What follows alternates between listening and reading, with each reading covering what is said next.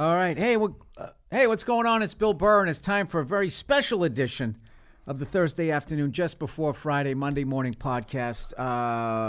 Whenever I have a guest, I always try to make sure that it's going to be somebody special, and I don't know how to top this one as far as influence on why the hell I'm sitting here, how I even know how to write a joke, or where the hell all these towns in Massachusetts and New Hampshire are. Please welcome Boston comedy legend Don Gavin. Very nice to be here, Bill. And yes. thank you for calling me special. Yeah. And you were here to promote. You have a new, what do they call it? An album. An digital audio download available.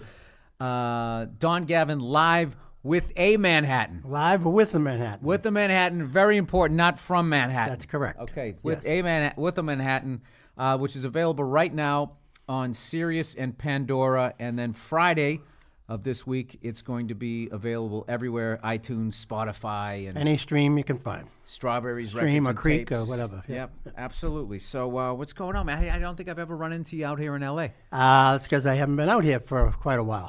When was the last time you were out here? Oh, man. Did some commercials maybe in the 2002 or 3 or something like that. And I got a $300 jaywalking ticket, so I didn't come back after that. Which I haven't paid, by the way. I don't know what. Oh, there's a warrant out for you. I don't know what the statute is. Where were you? Where were you jaywalking? Right down in Hollywood, off of right near where the comedy store is, down that way. Oh, okay. and the cop. Wow. The cop actually pulled me. He says, "Do you know why I'm pulling you over?" I go, "Well, you're not pulling me over. I'm walking." Right.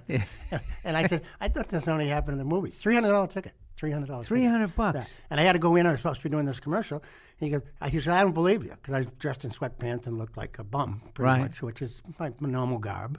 And so he came in the studio with me to check to see if I was for real, because I had no ID on me or anything like that. So I think he wanted to arrest me. Because you didn't have an ID. Because I was thinking, why does he give a shit what you're doing? I don't know. But he wanted his $300 at some point, which they haven't got. So. Do you ever watch those videos online when there's people who actually know their rights?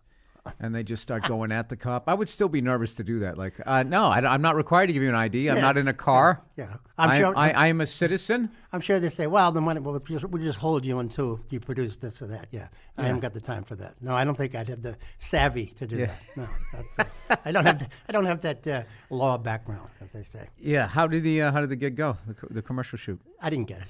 You didn't get it? Isn't that hilarious? So did they make you fly yourself out here? I was already out here for a while. Oh, you were. I ventured to the West Coast a few times. I lived in Studio City for a while. That's where I was living at that time, I believe. Yeah. Oh, you did? Oh, okay. It took me the longest time to like it out here. Yeah. But now it's home. I like it. I do definitely get nervous with the whole. It's a city that exists but shouldn't exist. Mm-hmm. And sometimes that gets to me as far as like the dollar collapsing and global warming. I'm kind of like, but then the other side of me is like, well, it'll be over quick. I mean, you guys back east, you got all those lakes and shit. You could sit there and fill up your canteen, but I'm gonna be fucked out here. But with many other people, though, you won't be alone. I think it'll be all of us self-involved people tweeting about how we're dying. But tell me about this album. Where did you record? And dude, it's such a thrill. I gotta say again to have you on here. Like, I appreciate the hours and hours and hours and hours that I've watched you do stand up. We go way back. All different kinds. Do you remember that time I showed up super late? Yes. In fact, I was telling some friends about that. Oh my God, I was so nervous. Let me tell your listeners this one. This man, Mr. Burr, comes in. And we were working at in New Hampshire, a place. I thought it was Maine. Yeah, New Hampshire. No, New Hampshire. It was, I think, a place Jonathan's. I think the name of it was. Anyways, so in those days, a two-man show, and in those days, Bill was the opening act, and I was the closer. And so the opening act, Bill, somehow comes quite late. And I was at least 90 minutes late. And so now it's the deal is I'm going to have to go in first. You're going to have to go in second. You came through the door, but you headed me off at the pass. Instead of being apologetic, you said, "I don't want you in my face. Leave me alone. You wouldn't believe the traffic." And you went on and on. And I said, "Yeah, I would believe the traffic. That's why I came about 3 hours earlier." And then afterwards you apologized. I remember I was so fucking pissed. And then also, but I was so scared. Yes, Because yes. I was like, You were intimidated. Don's going to call Mike Clark, and then I'm going to be out at Giggles, and then Mike has all the big guys' ears, Lenny, Sweeney, all of Noxie, rest his soul, Tony, and all of them. And I was just like, whatever, however long I've been working, Yeah. two and a half years of work down the tubes. I got to move. Bill Burr's career goes down before it begins. That's what I was worried about. But I remember you were sitting at the bar. And it was Me? funny. Yeah, you didn't say, all right. You didn't say anything. You just were looking at me as I was spewing all this shit out. Yeah. And then I just sort of ran out of steam, and you were just looking at me, and I just went, I'm sorry, man. I can't. And you just went, it's all right. It's all right. Just sit down. We're going to figure this out. I had 2 fuck-ups like that. Really? I had another one where I pulled up to Mike Clark's Giggles in Saugus, and I want to say I was with Tony V. And we thought it was an 8:30 show, and we got there at like 10 past 8, and Mike is standing outside the club, and we don't know why. So we're like, hey, Mike, how's it going? And in his head, he's like, these fucking assholes are showing up 10 minutes late and come strolling in like they're 20 minutes early, because that was our vibe. And he goes, listen, pal, I don't mind if you're going to be late, but, just got to give me a call. And I was just like, yeah, man, if I'm ever late, I'll give you a call. And we like went back and forth like a bad sitcom, not understanding each other. Right. And then he goes, pal, the show's supposed to start 10 minutes ago. And then I was like, oh, no. Oh, God, I pissed off. Yeah, you guys were all so fucking intimidating. You know what I mean? Because you guys had you were like the generation before me.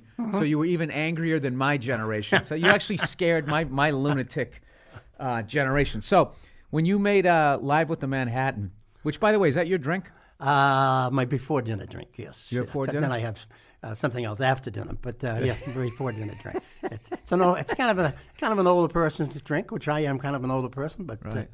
I stick with tradition. Well, yeah, classy guy. Manhattan Yeah, very classy. You can be absolutely shit-faced, but you got slacks on, you're drinking those, you're And fine. And it looks like an adult beverage instead. Yeah. It hasn't got a pink straw in it or a flamingo or anything. Yeah, I was always just sort of a straight, I was a beer guy first, and then I switched to like bourbons, and I kind of just went that on the rocks, or just straight. So, educate me here. What is in It is a Manhattan? it's a Canadian whiskey with a little bit of bitters, just tiny bit of bitters, and a nice cherry in it, and sweet vermouth. That's it. Oh God, that sounds delicious. Yes, they get down rather easy, at least for me. So let me just, because I've been laying off the booze for a little bit, so I like to live vicariously through people. Yes. So you have this Manhattan before dinner. Yes. Which, by the way, that's an America that should come back. Yes. Okay. So No, you have aperitif. Yeah. After you, well, what's your go-to drink? Don wants a buzz. Oh, Don doesn't really necessarily want a buzz, but my go-to drink is a lot of vodka with a hint of a Kahlua, which would be a tan Russian, not a black Russian, tan. Oh, you go light. And I usually put those in gallon barrels, and that's how I drink those. So that's it. A lot of ice, though. A lot of ice. So make sure you. Ice takes up your a water. quarter of that gallon. Yeah, well, that's right. You want to make sure that you're properly lubricated. Absolutely, yeah. That's the deal. What is so? Where did you record this album? We did it actually at the Portland Comedy Connection. And you remember Ollie, that? yeah. Portland Comedy Connection, we did this thing, and after I did it, 6 months later, the place closed. So that's how effective I was up at that point. Oh, no. Oh, that's not there anymore. That finally closed? Yeah. Well, it was on a pier, you just remember, that was falling apart. And finally, one of the dinner guests actually fell halfway through the pier, not all the way into the water, but the place was falling apart. It was really a horrible little spot. But the comedy there was terrific. Yeah. Do you remember the original one? Oh, yeah. So the original one was more downtown Portland, and I remember doing spots up there for, I swear to God, it felt like half a year, and we would be like, what the fuck is that smell? And they found out a rat had died. And it was like, it wasn't right above you as a comic. It was like off to the right on that beam. The thing just I don't know, had a heart attack or something. It just died. It didn't fall. And it just laid there. And nobody, we were close enough to the ocean. You thought, is it fucking low tide? What's going on here? Yeah, they had a dead rat up there. Yeah. So now I think it's a restaurant or maybe it's a high rise. I don't know what it is. But it did finally close down. Well, of all the places you've done, your all-time favorite room to do stand-up and just go up where you just knew you were gonna murder? Wow, that's a good question. I like the smaller, intimate rooms, which is with my fame. That's the rooms that I work. So that's probably why I like that. Now you do right in your wheelhouse. Yes, well, you do these big, large auditoriums. To me, that's showing off. Yeah. So I keep. I've always I been keep, full of myself. Yeah. I like to keep my crowds down. Usually like double figures. That's Yeah. all. There's an air of mystery about you when you work the smaller places. Air of mystery. I like that.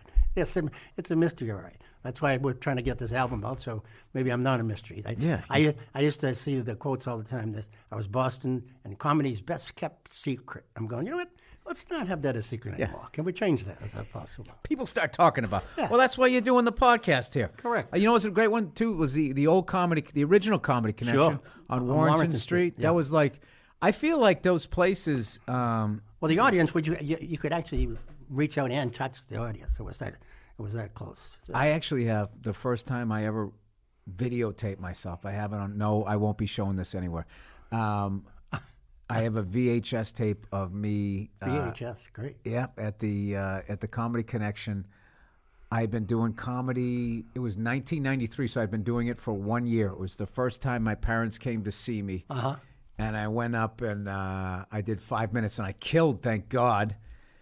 And I still have that thing. And I think it took me 10 years before I even showed it to my wife. She's like, "Oh my God, you're a little boy." I had the big, the big red afro. All right. Stupid early 90s lime green shirt. It was hilarious. Well, that was like the only show in town there in Boston for years. But it was usually decent. The crowds were good. Although I was there one time. I was working with Lenny Clark, and some woman got trashed and threw an ashtray, a big glass ashtray. In those days, everybody was smoking. Right. And he ducked, and the thing smashed against the wall, broke into pieces. And Lenny goes, "You got to be quick on your feet if you're a comedian." And then, so my friend was the bouncer at the time. He goes over, "Okay, who did that?" And so finally they point out to the girl, and he goes, "Man," he goes, "Okay, who's the boyfriend?" The boyfriend stands. He says, "I got to knock somebody out," and he knocked out the guy. That's the truth. I can't hit the broad, but I can knock out the guy. Cool. I feel like those stories only exist like in a few cities during a certain time. Like even that craziness of that story that was gone by the time I came up. A little more civilized. Where it would be like, the logic of that would not have passed. I just was talking to Jay Leno, right? And he was telling a story about some guy while he was on stage. He heard this guy, yell out in pain, and he found out afterwards the guy was talking. And the bouncer stabbed him in the leg. Like the guy was sitting down, he just wow. right in his thigh. The guy screamed and he fucking threw him out. And then years later, when Jay made it, he called him up, right? Going, "Hey man, remember I hooked you up that one time?" Like calling him up, I don't know, looking for a favor or something like that. And Jay's like, "I didn't ask you to stab somebody while I was on stage. I mean, I could have just had a funny retort." I had a similar one. I'm going to be doing the evening in the Improv the next day, so I'm just going over my set at Nick's Boston. That's one of the clubs I started in Boston, and so I'm just doing my set. And some guys yelling and heck, and I said, "Yeah, when I'm finished." I said, "Well, we'll talk when I'm finished." Right. Kind of intonating that we might do more than talk. So instead, he rushes the stage with his friend. I'm distracted, and I get hit in the back of the head by this big steel chair. So there's an all-out brawl. Oh, God. Everything. The cops get involved. People rolling around. Knives were taken out. So anyway, I'm on the bottom of the thing, and I'm getting kicked by three people. I turn my assailant on top, and they kick the shit out of him, thinking it was me. So then we're leaving, and the other guy, the first guy that was started the whole thing, he's behind a cop, going, like he got away with it. Right. So I took a shot at him. The cop stepped between us, and I hit the cop right in the face. Oh. I got arrested at my own show. I had to spend the night in jail. I had a black eye that I had to go on Evening in the Improv the next day, and I wore Elton John glasses on. People thought that was a joke, and it wasn't, because my eye was black. They thought you went all Hollywood. Yeah, that was a joke. But I got arrested at my own show, and so they leave me out in cuffs, and the people going, "Wait a minute, that's the headliner. That's the guy at the end. What? How come he's getting arrested?" Yeah, so that was the deal. But I hit the cop. So. Well, you know what it is? The just the lack of cameras. So you sort of settled a lot of shit amongst yourself. Now there would have been video of that. Oh yeah, there would have been video of you hitting the cop, and the fact that the guy came up on it. And so the story goes: so we go to the jail, and so everybody's drunk out of their ass in the jail, and people yelling Attica and all this kind of stuff. So I didn't get any sleep, so I'm exhausted by the time. So I have to go to court like 2 months later. The assailants, these two guys come in, they're in orange jumpsuits because they've been arrested 3 or 4 times since then. Oh, wow. Similar to your story. About 4 years later, The guy comes up to me and goes, "You might not remember me. I'm the guy that hit you with the chair." And I think he wanted me to compliment him. Yeah, like you went to high school together. We had a bunch of good times, didn't we? Yeah, I remember the old days. Yeah. When did you find like that? Like, because when I started that, we just hear all of these crazy stories. When did it start to, slow down where it became just more established and more, because it started at the Ding Ho Chinese restaurant, and nobody even knew what the hell. When we first went in there, it was called the Springfield Street Saloon. That was the Ding Ho, where it became infamous. And but the people there, there wasn't such a thing as comedy there. It was a Chinese restaurant barely surviving, and there was the people at the bar, but we couldn't throw them out, so they'd stay there, and they'd be turning around going, "Shut the fuck up," to the comedians, because we were bothering their drinking for the day. So finally, we had to weed them out and stuff like that. But there were a lot of fisticuffs involved and things, and then it became more. Is that why? Civil, is that why all you guys are so big? I always thought there was like a height requirement for the first wave of Boston comes. You, Sweeney. Leary, all you guys are like 6'1", 6'2", 6'3". Lenny, DJ Hazard, everybody was. Yeah. DJ Hazard was you. Santorelli's a big guy. I just was sitting there going like, well, no wonder these guys were able to establish the scene. I always felt like there was a group of people like 5'10" and below that tried in like the early 70s and got destroyed. Kind of like with the Red Sox. Do you remember the Red Sox? Actually, this is their second mascot. The first mascot they had was sometime in the 70s. It was called the Fenway Freak, and it lasted like 3 games and just got the shit kicked out of him. And the guy's like, "Fuck that, man! You put the goddamn head on. You walk out there. I'm not doing it anymore." I always wondered, like whenever I would do like Comics Come Home, right? And Leary would be there, and there's always a couple of you guys there, right. And I always still feel like a little kid looking up at you guys, going like, "Gee, everybody!" And then Patrice, when he came along, right? He was like the only guy from our generation that was like your guy's height. It was the thing was you had to be fast on your feet, and fast with your wit, and fast with your hands. And there were a number of the hands thing that came in. Hey, can you tell the story? I don't know. I think this was attributed to you. The time you had that gig way out in Western Mass, and you showed up, and there was no stage. Oh yeah, I go to this thing. It's an outdoor concert. Outdoor concert. It was gonna be a nice venue, and people were sitting up against trees and lying on the grass, and the stage was set up, but they're barely, and they were still kind of setting things up. The band that was supposed to come, and it was a name band, I can't remember now, but they were supposed to come in later, and so the guy says to me, "Oh, well, you ready to go on?" I go, "On what? You haven't even got the stage put up." And he said, "No, that's fine." He said, what I can do is I have a megaphone. I'll give you the megaphone and just go over like to that tree where the people are and do a couple of jokes, and then go over here to this tree. And I'm going, "This guy's serious." Yeah. So I said, "Oh, sure, I can do that." I said, "But I got to go to my car to get my puppets first." So I went to my car, and he always saw after that. He didn't even see, but I drove away. That was the end of that. But I went quick enough to the place that I was hired and collected my money in cash before they found out that I didn't show. Oh, my God. I got to get my puppets. And to this day, I have the guy's megaphone. What I love about that story is that never dawned on me to do that. The amount of times that I should have said, "Oh, yeah, let me go back to the car and get my props. Yeah, I got a sport coat. I'll be right back," and just left. Yeah, gone. I always thought like your generation, too, had like this thing that when like someone was trying to fuck you on a gig, you in some way or another you got him back. Like I remember Mike Donovan used to always tell me when he would do a bad gig, he would take all the money and buy himself something like a VCR or a stereo or something, and that would be his fuck you. Really? I don't even know if that makes sense, but that's what he said. He goes, "I would just go out and go buy myself because fuck those people. I'm gonna get something nice out of this." And that never dawned on me to do that. I remember Patrice was the first one to ever tell me, like, "Bill, you can say no to these things." Yeah. I was so into that whole thing, like, "Oh, I'm a comic coming up. I got to pay my dues. There is that tipping point where you have to put a value on what it is that you're doing. Yeah. And it's just like, if you're not even going to... I started to say at college gigs, when they said, "We don't have a microphone, is that going to be a problem?" I was like, "Have you ever watched a late night talk show?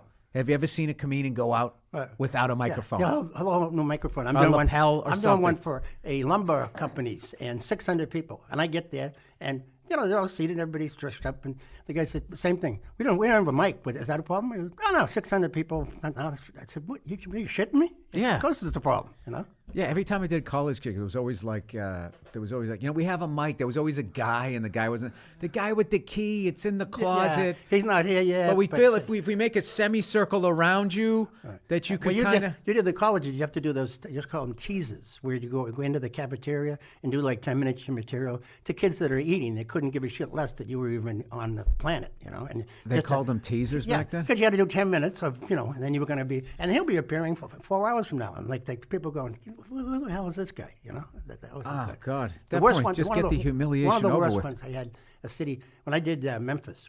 It's the only place that I've ever worked that they positively hated me.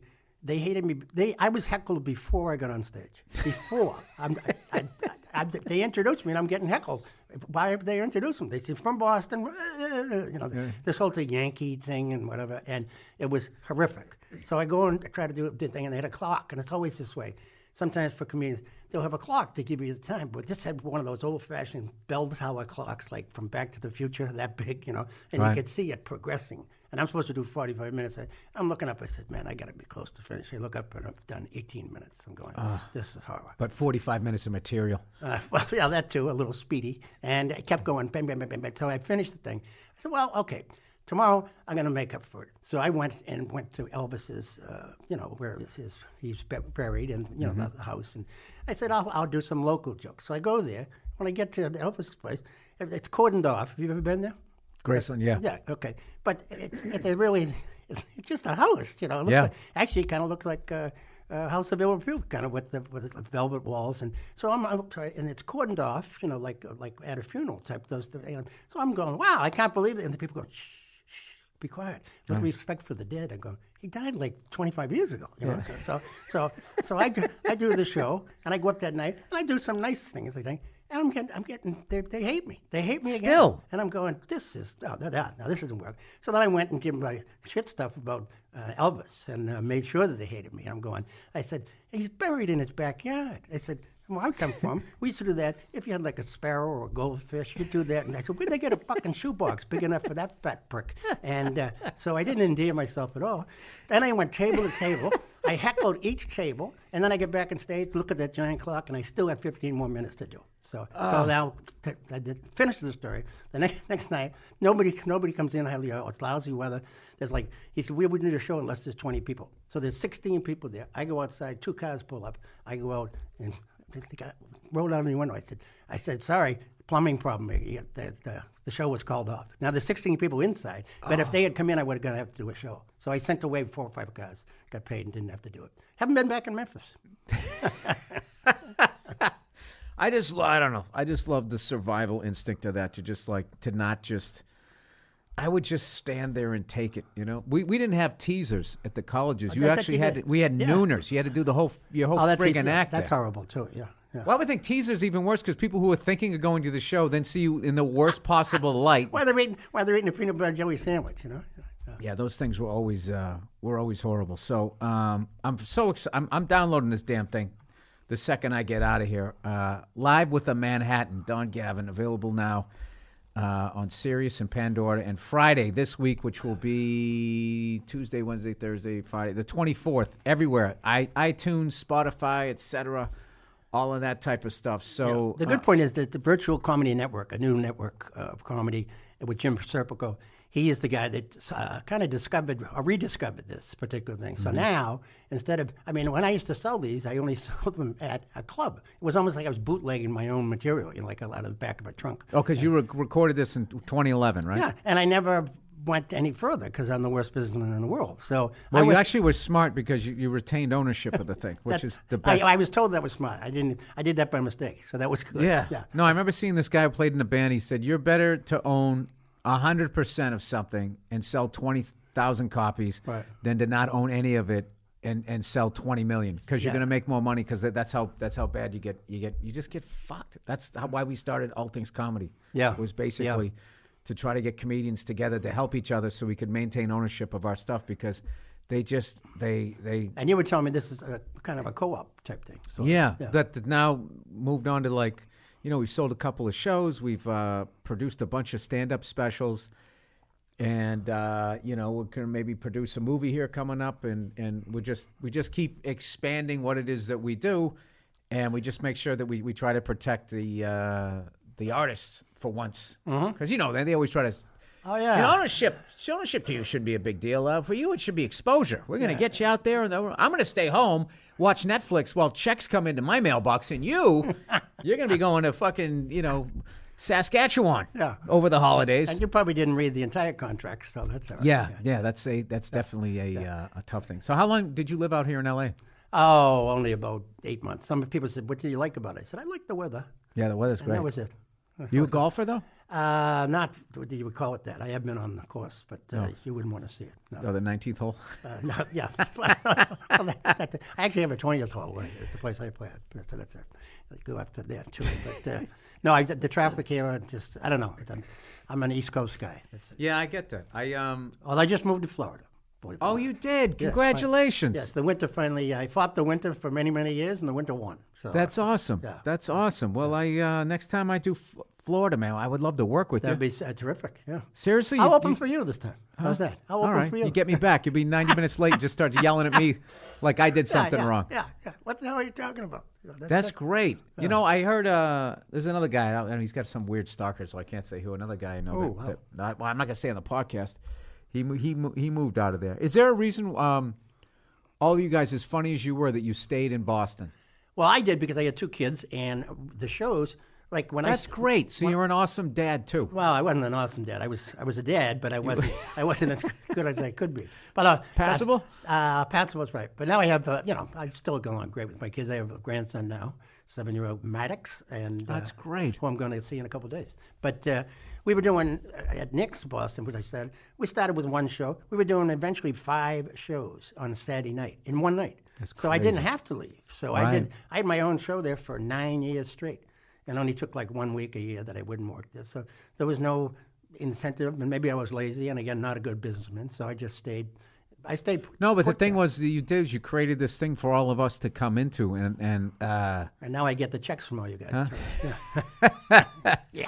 well, the thing that blew me away was like, I don't know, you guys just had like this there was like almost it was like a rule of like a certain level funny you had to be, or you just got squeezed out, and if anybody stole a joke, they literally got punched out. Yeah, there was a code. There certainly was a code. And we were very xenophobic, I guess, that we didn't like anybody coming in from New York or L.A. or this or that. I know Colin Quinn has great stories about that. Yes, and we'd intentionally try to blow them out, not just out of the room, but out of the state, that they shouldn't be on. I dealt with that. I dealt with that after I left Boston. I would go out there, and what would happen was the middle act, as we call it, rather than feature. We always Right. call them. Yeah, that feature thing. Feature to me is the feature film is the one you want to see. Yeah. Yeah. Yeah, you're a middle. Yeah, that's exactly. You're middle. You're working your way up. So I would go out there, and the middle act would go on stage and would just be murdering for the first 7 to 8 minutes, and I didn't understand anything he was talking about. Oh, that's It'd even be, worse. oh, look at this guy. Like, you see, this guy's going to be down Johansson Street in about 2 hours every day. Oh, this guy must be from so-and-so county, Yeah. or he's going to be hanging out at this club. Yeah. And you're just sitting there like, okay, all right, this is the local. And then halfway through it, you realize, like, the poise of the guy, you're like, oh, this is the local reference headliner guy. Yeah. This is the hardest guy ever, because he's going to do a show tailor-made for everybody in that area code, and you were fucked. It took you those shows when I was learning how to follow a guy like that. I should have just gone up minutes and be like, I didn't understand one fucking thing that guy was talking about. And who's Arnold's, and why is the sub so Yeah. bad? I heard it was a great place. I could have gone the opposite of what he did, but I would go up there and just come, because he would end on like 11, and then I would come up and try to start my act at 11. I like that. I like it, just taking the opposite that step of what he did. Yeah, I never don't- thought to I do don't that. understand what I thought was. Yeah, I like that. I would go on it's an stage. idea. Yeah, I would go on stage, super high energy. And I remember many nights, 10, 12 minutes into my set, out of breath, sweating from telling jokes, hilarious, and everybody just seeing how uncomfortable I was. and then I'd run out of energy, and my voice would be blown out, and then I had to do like another 35 minutes. And as you know, when you get in that position, nervousness, you go faster. Instead of slowing down and letting them hear you, you go, and so now, not only do they not like you, they don't kind of even understand you at that point. That's what I was thinking maybe happened to you in Memphis, because Oh, your cadence yes. is way faster than... A little fast. I was told I talk 70 words a minute, gusts to 180. Yeah. So that's which is not good. Depending on your temperament. Yeah. Oh, maybe my libation before or after, yes. So how long ago did you move down to Florida? Oh, I just got there. In fact, I just haven't did. even done my boxes yet. I was sleeping on the floor for 2 nights, and then I left. So I'm looking forward to getting there and getting away. That's incredible. Now, are you still going to go back to Boston at all to do some stuff? Here and there. Yeah. Wow. But no, That is I moved full-time, yeah. massive shift in the Boston comedy scene. Well, not but a massive shift. No, for it me. is, dude. It is. It is. You don't understand, man. You're on the Mount Rushmore, so wow. Boston just became even more sadder. Every time I go by, you want to see a familiar face. It's like, Don. Donnie went down to Florida, dude. He's a fucking snowbird. They actually had a going away party for me where they went up. Some of the comedians, I'm not making this up, went up and pleaded with me not to move. I'm not sure why, but they did. I don't think that because you're you don't understand what you meant to us and how it was always Gavin jokes, always. Bob Marley would always be like, yeah, he goes, I was working with Gavin, and it was always somebody said something in the crowd, and then your response to him.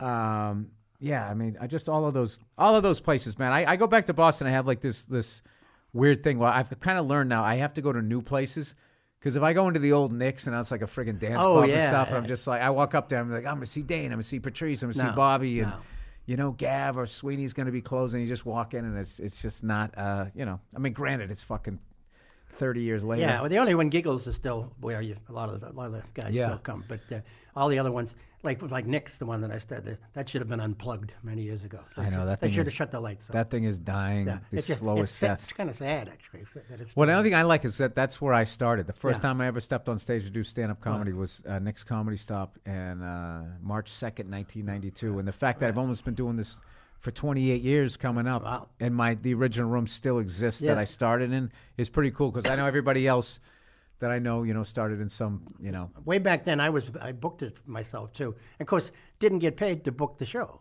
Like an idiot. I found after 4 or 5 years later, when I, wanted to work more in the comedy, I found out that the guys kept making like real good money booking. I go, I never get paid to do that. Yeah, like I was an the idiot. worst with that shit too.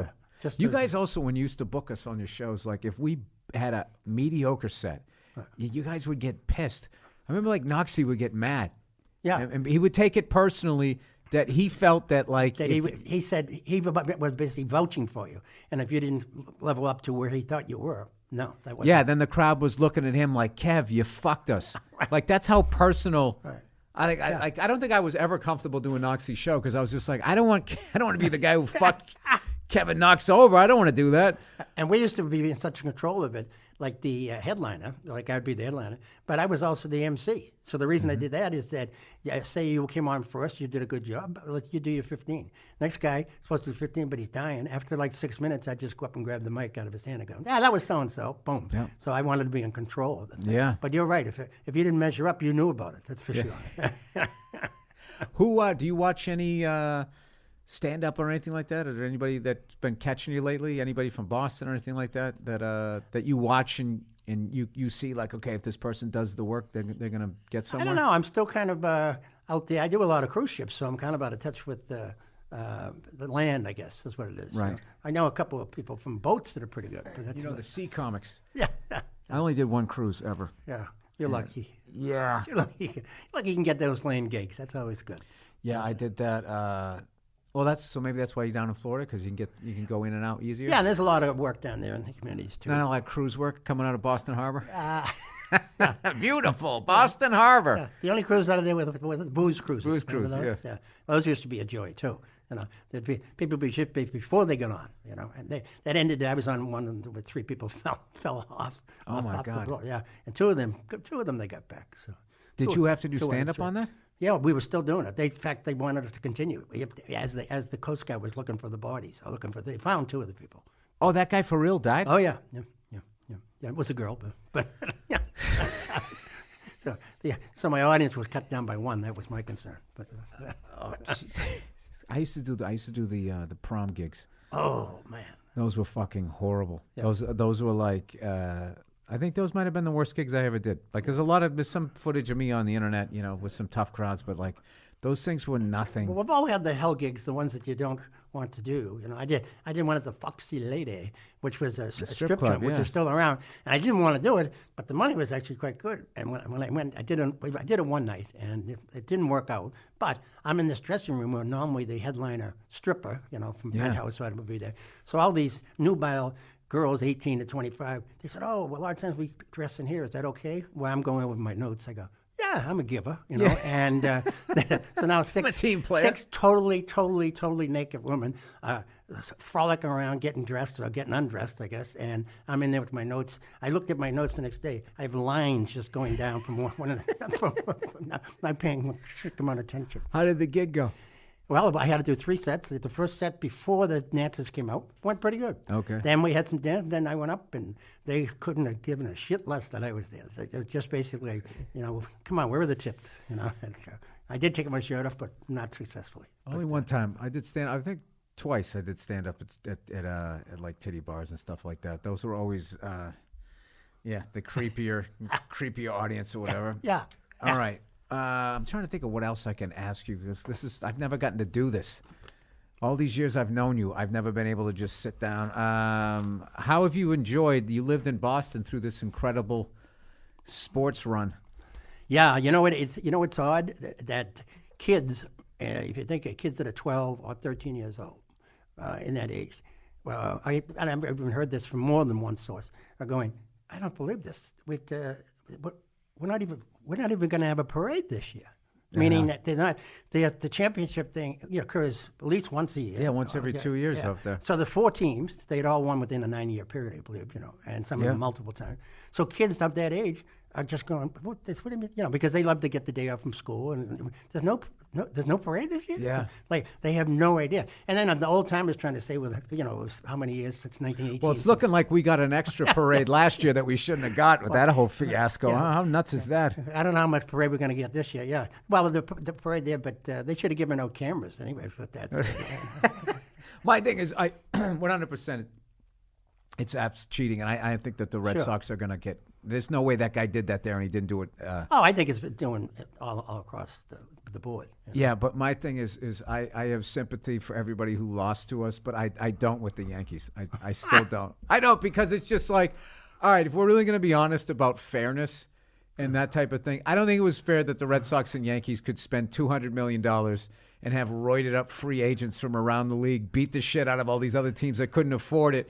And then we just had a luxury tax. Hey, 20, 40, 60, get the fuck out of here. I mean, there was something. It's all been kind of dirty, but I have really enjoyed baseball, watching Kansas City get one, watching the Cubs get one, and some of these others. I'd love to see Milwaukee get one. Like they got to get out of this. They got to do more of like the NFL, where they have like parity.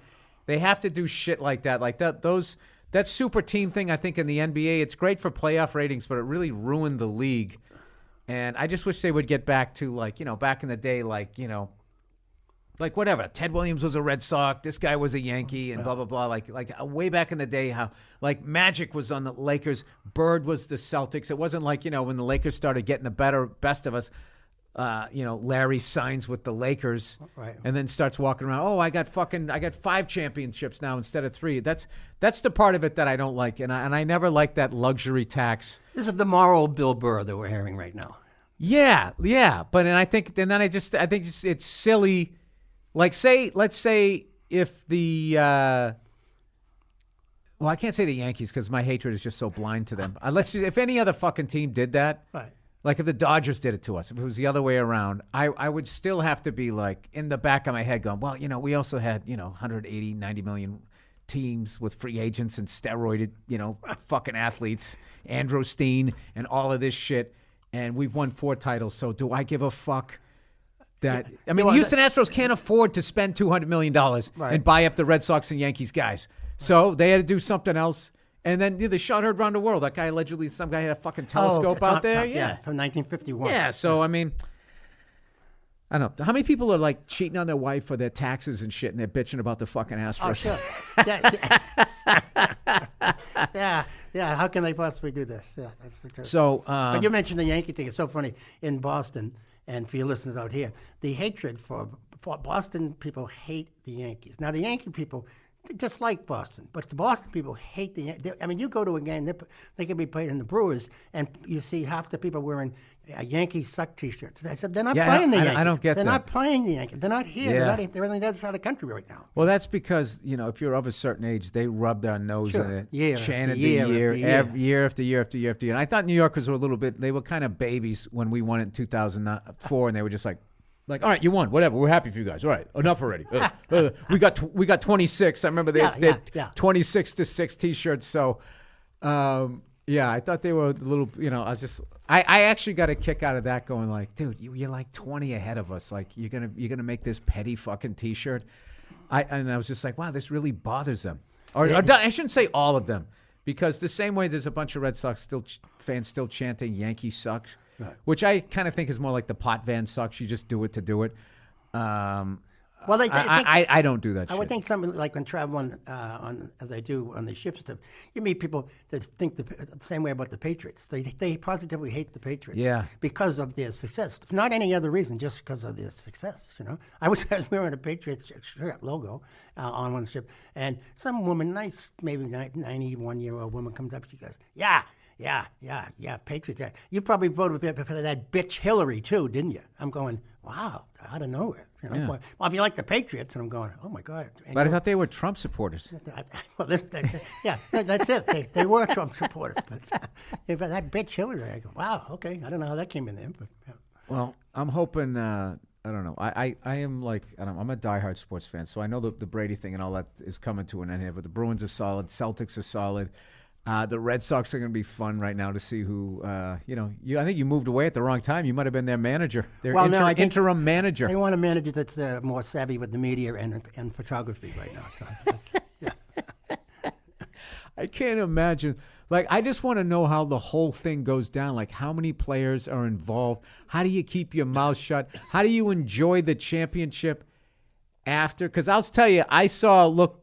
When Altuve got interviewed, the look on his fucking face, it just looked like, oh man, this guy definitely knew something. I stopped short of believing that they wore a fucking wire, because I would think that, like, how far are we going to take this, guys? Like, we're going to get caught. Have a camera out there, and how hard is it with texting and all that shit to just.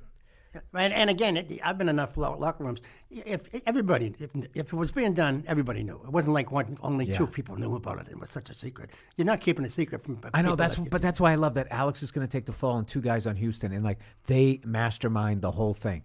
Like Alex came to the Red Sox and he did it all by himself. I mean, come on, get the fuck out of here. And even the initial ones where they were banging a trash bell. I mean, that's kind of caveman type. I'd like to think that I could pick up on that after a while. After a couple of years. And who's that asshole hitting the trash bell? Tell him to stop. Hey, let's go to the casino. We'll have a little card counting thing, and I'll bang on the trash can 4 times. Anytime it's the diamond. I don't think they're going to pick up on it. Yeah. Anyways. 3 for hit me, 2 for don't. Yeah, that's it. Yeah. All right. Well, listen, thank you so much for coming on. Hey, it's a thrill. Don, I love you to death, dude. It's so great to see you. And I got to make sure, I'm going to find out where you're going to be in Florida. So I got to make sure. We'll hook up for sure. Because I got one for you. There's a theater down there. I don't know if it still exists. But when you play those are the ones that I usually get now. The ones that don't exist. Yeah. Well, there's, like you play that game as far as like, hey, what's the first concert you ever went to? Which, by the way, what's your first concert? For me, it would have had to been, let me see, the Byrds. Possibly. Oh, wow. Van Morrison was the... Van Morrison. Yeah. All right. Yeah. So my mother's claim to fame, she saw Elvis, I looked up the date. It was February 21st, 1956. And she saw him in Sarasota, Florida, and he did like 4 shows. They had like a 2 o'clock, a 4 o'clock, or whatever. And she said there was like 50 people there. And I looked up in the history. That was the day his first single came out. Really? Yeah, and she was down there for like spring break or whatever, and then when she got back to school in March, everyone was talking about him, and then a month later he went on like Milton Berle, and then that was it. You asked me, and actually I left the one out. It was at the Boston Tea Party. I don't want to mention the year because I don't remember, but The Doors. You saw the Doors there? Yes. Because that's the place where Zeppelin played. Yeah, that was the first one. And the tickets, I remember, very expensive, $1.75. What did you think when you saw him? It was unbelievable. It was it was something surreal because, and the place probably held 280 people. Like you probably remember working with Stitches at the Paradise. Well, I opened for a particular act there, and they said it was a black rhythm and blues people. Mm-hmm. And the name of the guy was Prince. Oh, my God. So I opened for Prince. And they told me to keep my show clean, totally clean, because it's a black rhythm and blues. Yeah. So I think it's going to be some religious Mormon group coming out, and it was Prince. Yeah. Oh, my God. Now I'm going down this rabbit hole. All right. When did you first go to a Patriots game? Were they at Nickerson? Fenway? No, I went. No, I never went to the Nickerson, but it was down with Foxborough. I was a ticket taker there when they first opened Foxborough Stadium, and they hadn't completed the parking lot. So there were no lines on the parking lot. You just came in, you parked your car wherever. It was a night game against the Giants, exhibition game, and the show ended, and the game ended, and people got out of that parking lot at 5 o'clock in the morning. Because think about it, no lanes to get in and get out. And I was in the Air Force Reserves then. I was going to, I had to be at a meeting at 8 o'clock the next morning. But in my trunk, I had a huge cooler with maybe 3 cases of beer. By the end of the night, at 3 in the morning, I was selling the beers for $11 a piece, which is now what you pay when you go anywhere. Yeah. But wow. Yeah, I made a fortune. All right, last one. First, Celtics? Who was playing when the first time you saw the Celtics? Because I saw Larry and those guys. I go back in the 50s. I used to go in with my, which you would never do now. But I would go in when I was like 11 years old. My brother was 9. I might have been 10 and 8, and we'd go on the subway, the whole thing to our station. The Green Line, yeah. No one would even think about sending their kids in by themselves to do that.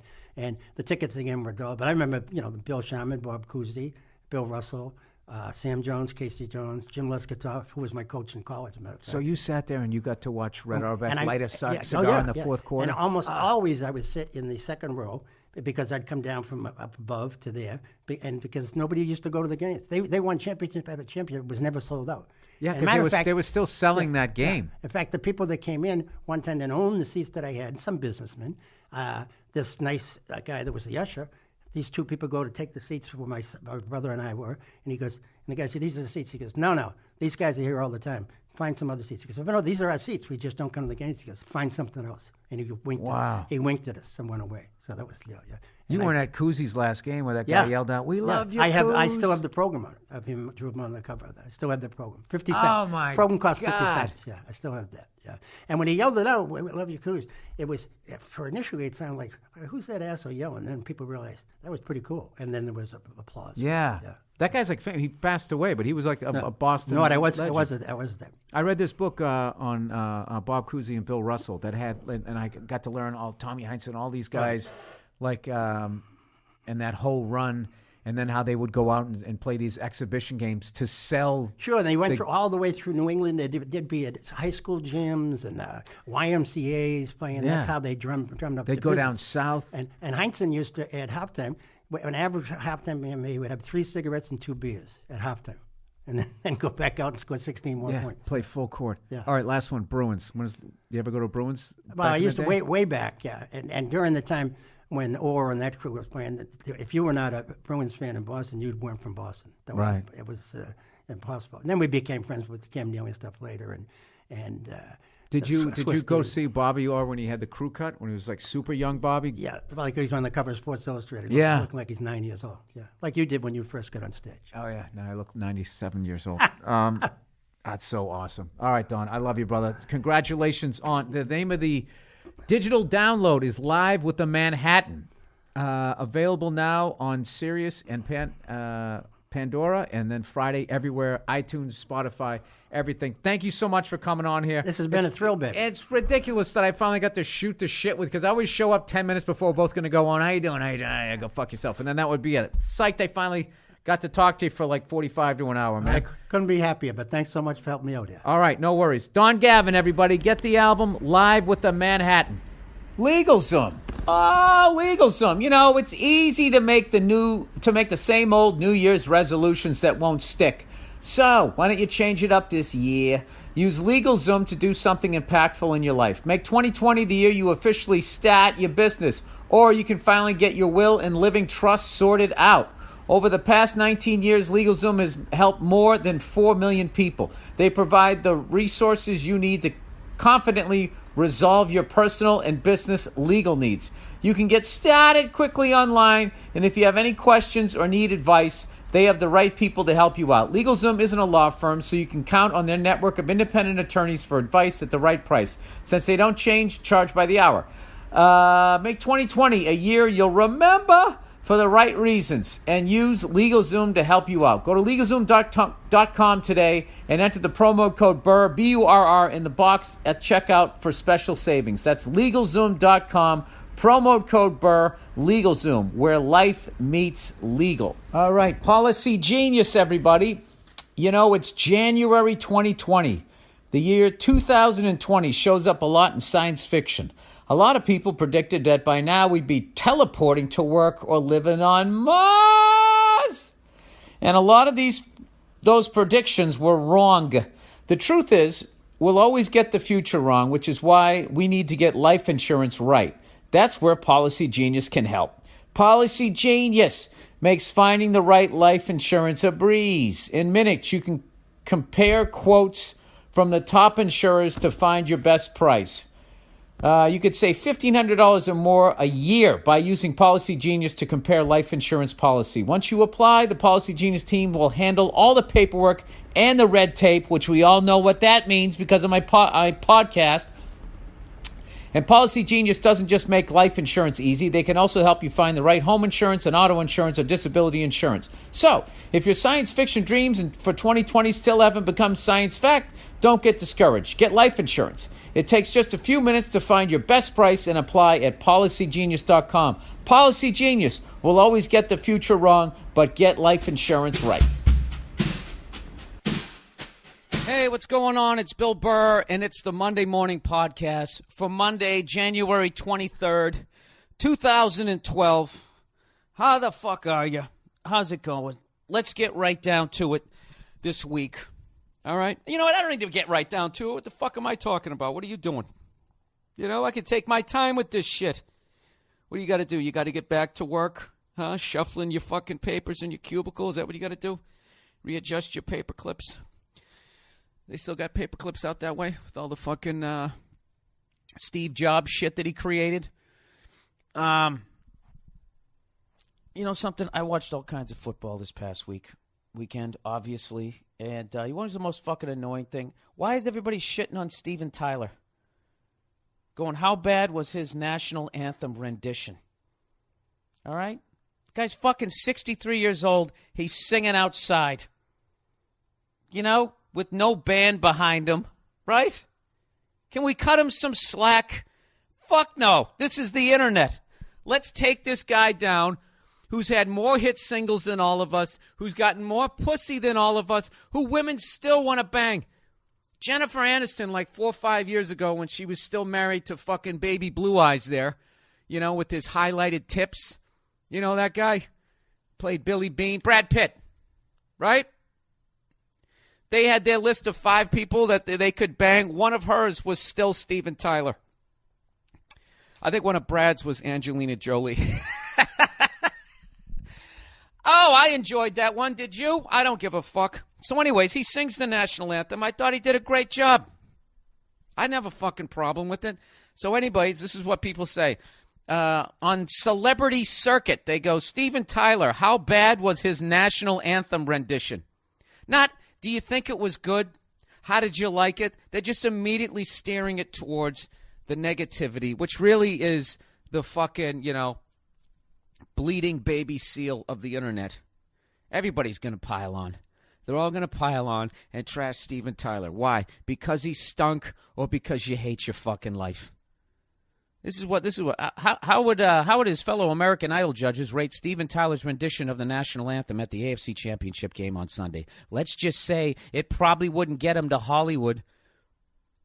He lives in a house in the Hollywood Hills. He's already there. He's a fucking legend. He's in the Rock and Roll Hall of Fame. You know, Just when I think I'm the biggest cunt on the internet, people like this just blow right by me and just show me a whole new level. A New England Patriots fan, the 63-year-old American Aerosmith frontman, warbled the Star-Spangled Banner before the New England Patriots played the Baltimore Ravens. He missed the high note and butchered some of the lyrics. Heckling began before his performance ended. You know, I got HD TV, fucking surround sound. When was that heckling? I don't fucking get it. You mean when they cheered when he said land of the free? You know, how bad was it? So let's listen to what all these people have to say who can't even fucking sing. This would be like me making fun of a first ballot Hall of Fame quarterback saying he's overrated. All right, I'll shut the fuck up now. Dude, was it me? I didn't think it was that bad. Oh, my God. What was Steven Tyler wearing? Jesus Christ, hang it up. You know what he's a victim of? He's still so fucking badass. People think that they forget that he's fucking 63 years old. You know what I mean? And I don't know, is it because he's so badass or is it because the Rolling Stones are still dragging their asses out on the road? Because I've noticed that with Aerosmith, they never looked that fucking old because the Rolling Stones are always going to be 10 years older than them. So, I don't know. Does any of that make any fucking sense? All right, let's get back to what the fuck I wanted to talk about. The football this week.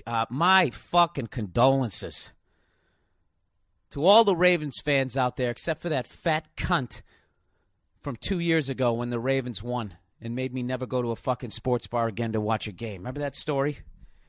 The first play of the game, they handed the ball off to fucking Ray Rice, and he ran 85 yards for a touchdown, and this guy just went, oh,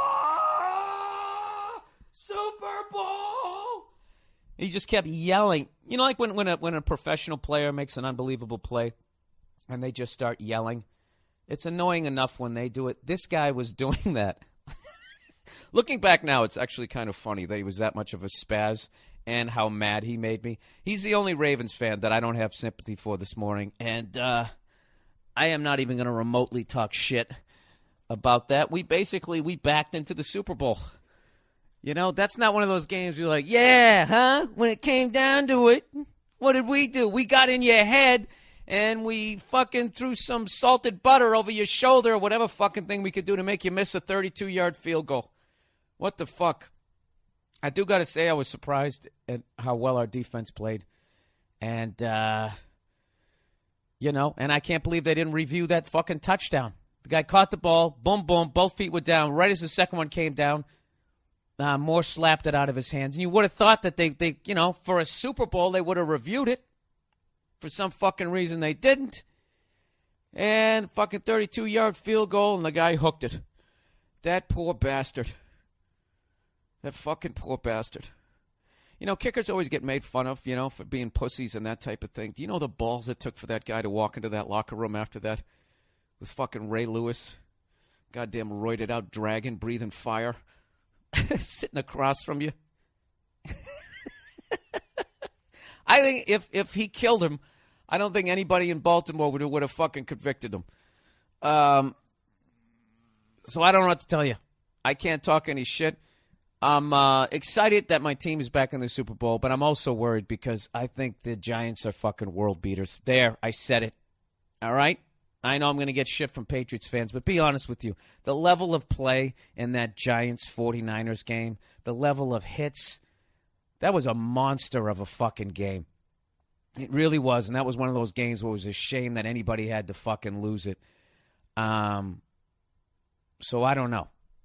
I always have faith with Belichick and his ability to come up with a game plan, but I don't know if he's got enough guys to execute it because I don't see a weakness in the Giants. Corners are a little weak. Other than that, you know, Tom Coughlin to Bill Belichick, I'm saying that's a push at this point.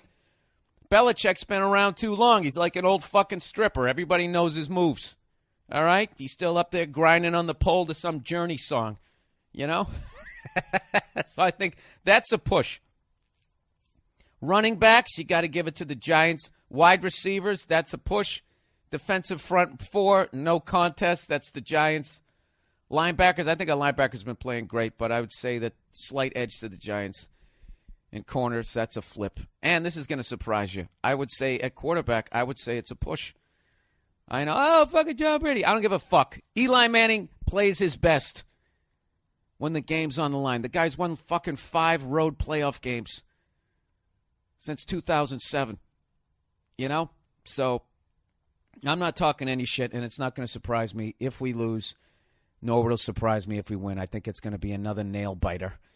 I hope. Although I do have a bad feeling that in the second half it could get ugly if they have any sort of long sustained drive, because I'm not good with the names. Whoever their fucking fullback is, who basically is like, he's like a defensive lineman, but he's a running back.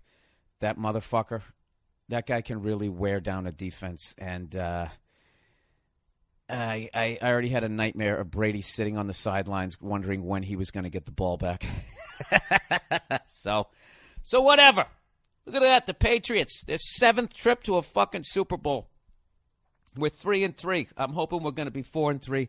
But like I said, 49ers, unbelievable fucking game they played. And Raven fans, I can't talk any shit because I thought you got fucked on that not them. You deserved a replay on that play, and fucking 32-yard field goal. Who's kidding who? 30% of people in the crowd could have hit that. You know? Oh, Jesus. What the fuck does that guy? How do you sleep after you do something like that? Like when I go on stage and bomb as a comedian and I just let myself down, like I'm talking to myself. I'm walking around. I come home. I'm grumpy to Nia. I act like an ass, and I just let myself down. To let down fucking, how many people on the team? 48 guys? 46? Whatever the fucking rule is. To let down 40-plus other people who all are lifting weights and can run a 440. And you're walking in there built like you're on the fucking math team. Just the level of balls, and you're wearing those goddamn stretchy pants. That's the one thing I got to give the Ravens shit for. When did you start wearing those ballet pants in games?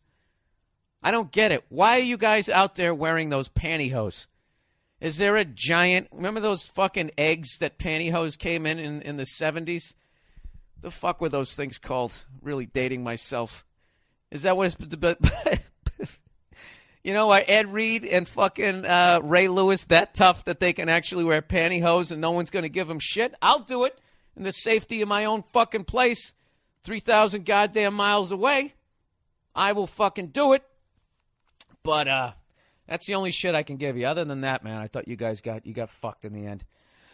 So, with that, it is on.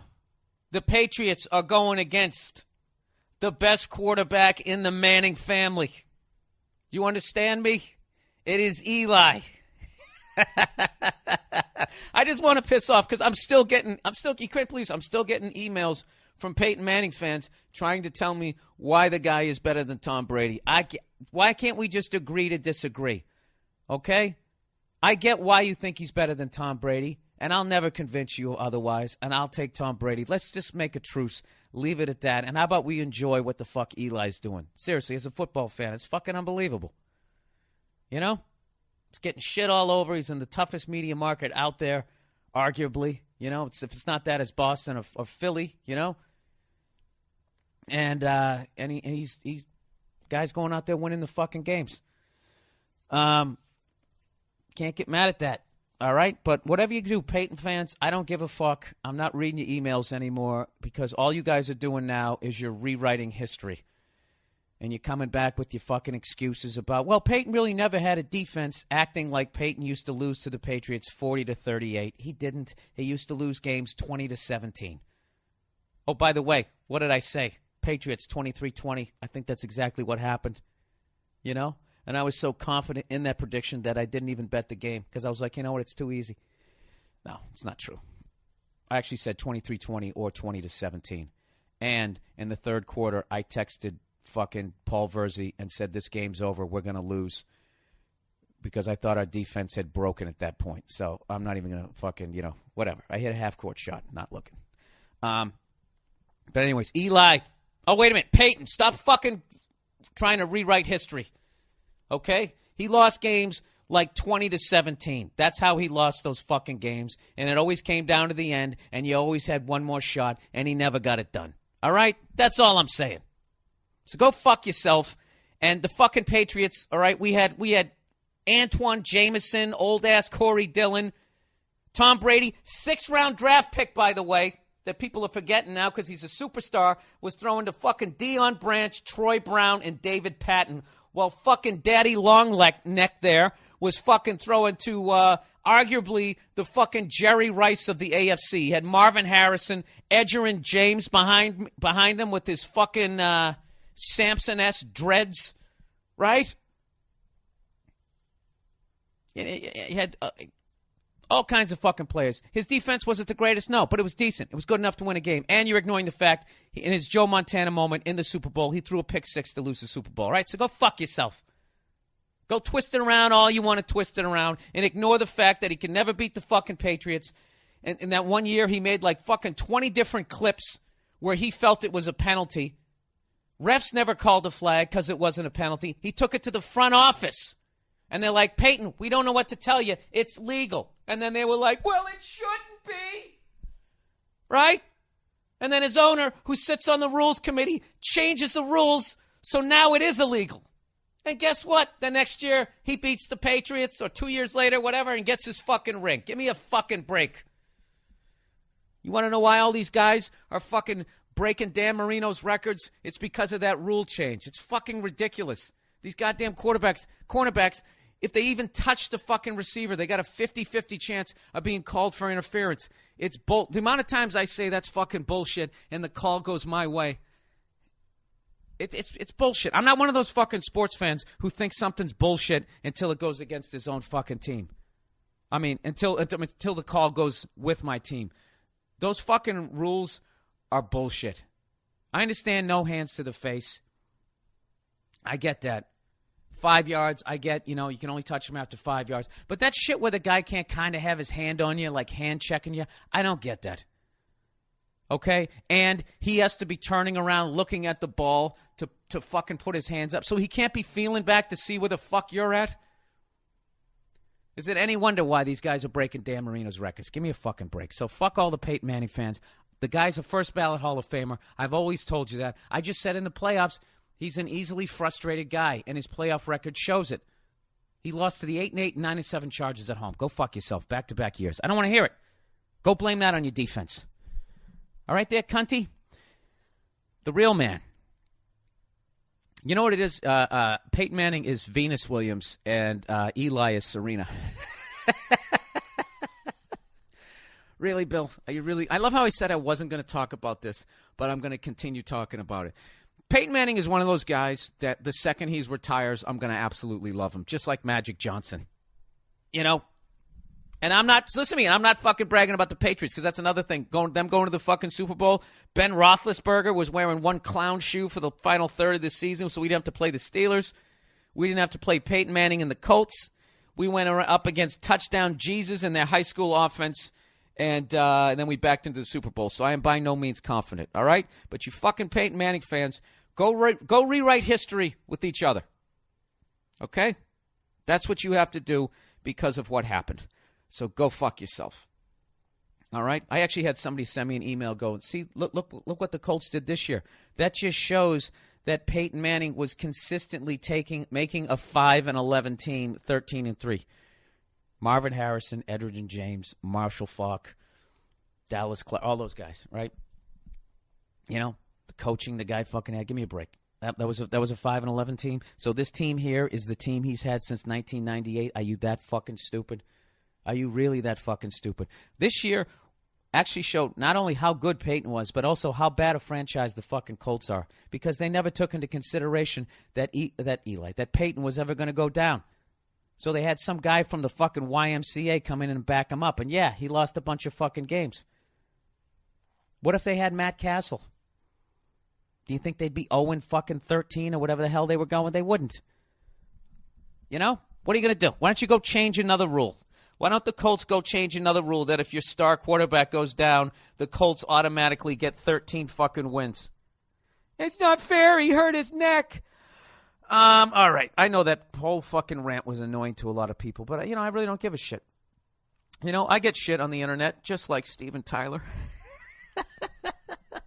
I got one right here from my Facebook page. Bill, I love your act, but this thing of publishing/recording every thought you have at a moment's notice is seriously sad. That's actually a compliment that he said it was sad, which would mean that I've somehow dropped a level. I don't know if this guy realized that I perform in strip malls across the country, so the fact that anybody's even listening to this is a major triumph, and that's how I'm looking at it. All right? I feel like I'm firing on all cylinders. I'm taking one game at a time. Anyways, let's talk about. I was in Texas. I was in fucking Texas this weekend. I was in Houston, then I was in Austin. A tale of two cities. Austin is like, hey, buddy, what the fuck you looking at, man? Right?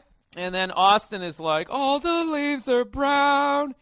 Hey, man, why don't we make a house out of hemp, man? Both of those stereotypes are gonna fucking annoy people. But I got to tell you, I got one of the funniest heckles I ever got when I was in Houston. I was at the House of Blues. And thank you to everybody who came out to my show, by the way, to both shows. I had a fucking awesome time.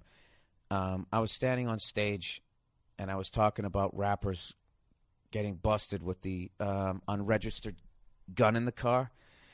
And I was like, oh, Jesus, how many of these guys have gotten busted for that?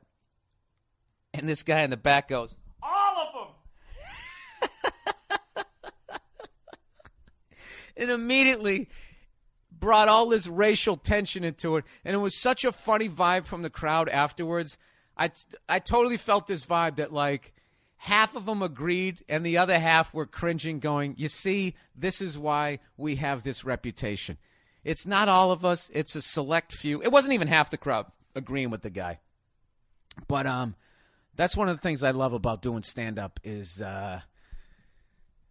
those kinds of fucking moments. Like, it reminded me, like, a long time ago, just one of those moments where you just realize that most people are decent human beings, because the amount of people who fucking cringed, and then when I was making fun of them afterwards, were like almost like overly laughing just to show that, listen, we're not all like that. Like, I remember a long time ago I did this room in East Harlem in New York. I don't even know what the fuck it was. It looked like a lecture hall, the way it was set up, where the stage was, at floor level, and then the seats all went up, And I'm the only fucking white guy in there. And there was some woman there, some lady, and she was a drunk and sort of like a neighborhood legend, so she just kind of got away with doing whatever she wanted to do. She was being rude and yelling out and kind of making the show all about herself. One of those deals, she thought she was helping the show. So I start giving her shit. I start shitting on her, telling her to shut the fuck up and all that, blah, blah, blah, blah, blah. And the crowd's laughing. I don't know. She got upset or something. She stood up. And I was like, is she going to come onto the stage? And she didn't. She started walking up the aisles all the way up to the top. And in my head, I'm going, thank God she left. Now I can actually try and do my fucking act here. So, like, about 2 minutes later, I'm in the middle of my act, and I was imitating something, acting something out, so I was kind of leaning forward, and one of my legs was about 6 inches, one of my feet was like 6 inches in front of the other, like standing like that, almost like a wide receiver lines up, right? And all of a sudden, I didn't realize that fucking lady, she took off her shoe, and fucking, like, Kareem did a hook shot and threw it down at me, and it came in and hit the inside of my leg. Almost hit me in the balls. And I don't know if you've ever been on stage and someone's thrown something at you. You instantly become absolutely fucking livid. All right? So she threw it at me. It hit me. And immediately there was sort of this ugly silence in the crowd. Because, I don't know, because I was the only white guy there. She fucking threw it. It just got really weird. And then also it was, somebody just threw something at somebody on stage. It's like, oh, is this going to get fucking nuts right now? So I looked down at the shoe. Fortunately, it was one of the most fucked up looking shoes I ever saw in my life. It was just like, there was like glitter on it and duct tape. The fucking thing was a mess. So I go, I was like, you know what? I was going to get mad. But upon looking at this shoe, I now realize this isn't about me.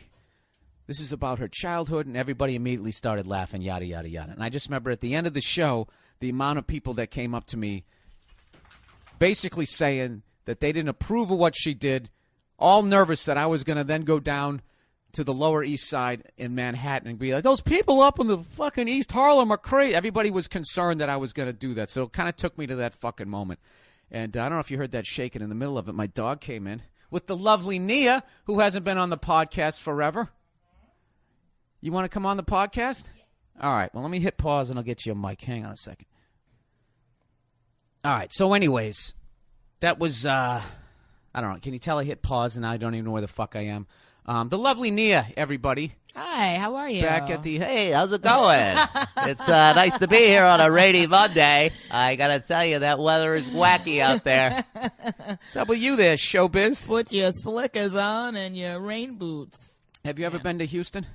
Yes, I have been to Houston, actually. Did you notice that there's no zoning laws out there? I did not notice. That is one of the ugliest cities I've ever been to, other than the downtown area. It is just an absolute clusterfuck. Is it? And I understand now why people need to be in power and why people have to be controlled. Because if everybody just does whatever the fuck they want to do, just go to Houston. They have there'll be like a strip mall next to an old lady's house next to a skyscraper. They just have these skyscrapers in the middle of nowhere. It just, like all these little hey, Tony's Pizza, just like in New York. Every pizza is New York pizza. I don't know why, but everybody claims to have it. And then right next to it will be this towering building made all out of glass. Uh-huh. And then next to it will be just like an open lot. Yeah. It's one of the ugliest things there. Were you listening to me, or you just yeah? No, I was. For your next thought. No. But I was thinking about what you were saying about New York pizza, and Speak into the mic, please. No, I was gonna say Boston doesn't do that. We have New York style pizza thing, but there is a place called New York Pizza. It's over by Emerson, my and your alma mater. I was gonna say that Boston doesn't do that. We have New York style pizza thing because Boston pizza is amazing. The bar pizza is amazing. What do you mean the bar pizza? Dude, I got to tell you, New York pizza is really overrated just because the amount of people who fucking ride on the coattails of New York pizza. Sure. It's everybody. Because I know the amount of people go to New York go, dude, I went to eat the pizza. It sucked. It's like, yeah, most of it does suck because they have a reputation. Most of the bagels suck. A lot of the shit there sucks because they have to know where to go in New York. It's like Chicago-style pizza. I went there and I was like, this stuff sucks. It's like eating a big, giant piece of lasagna. I don't like it. And then people go, well, where did you go?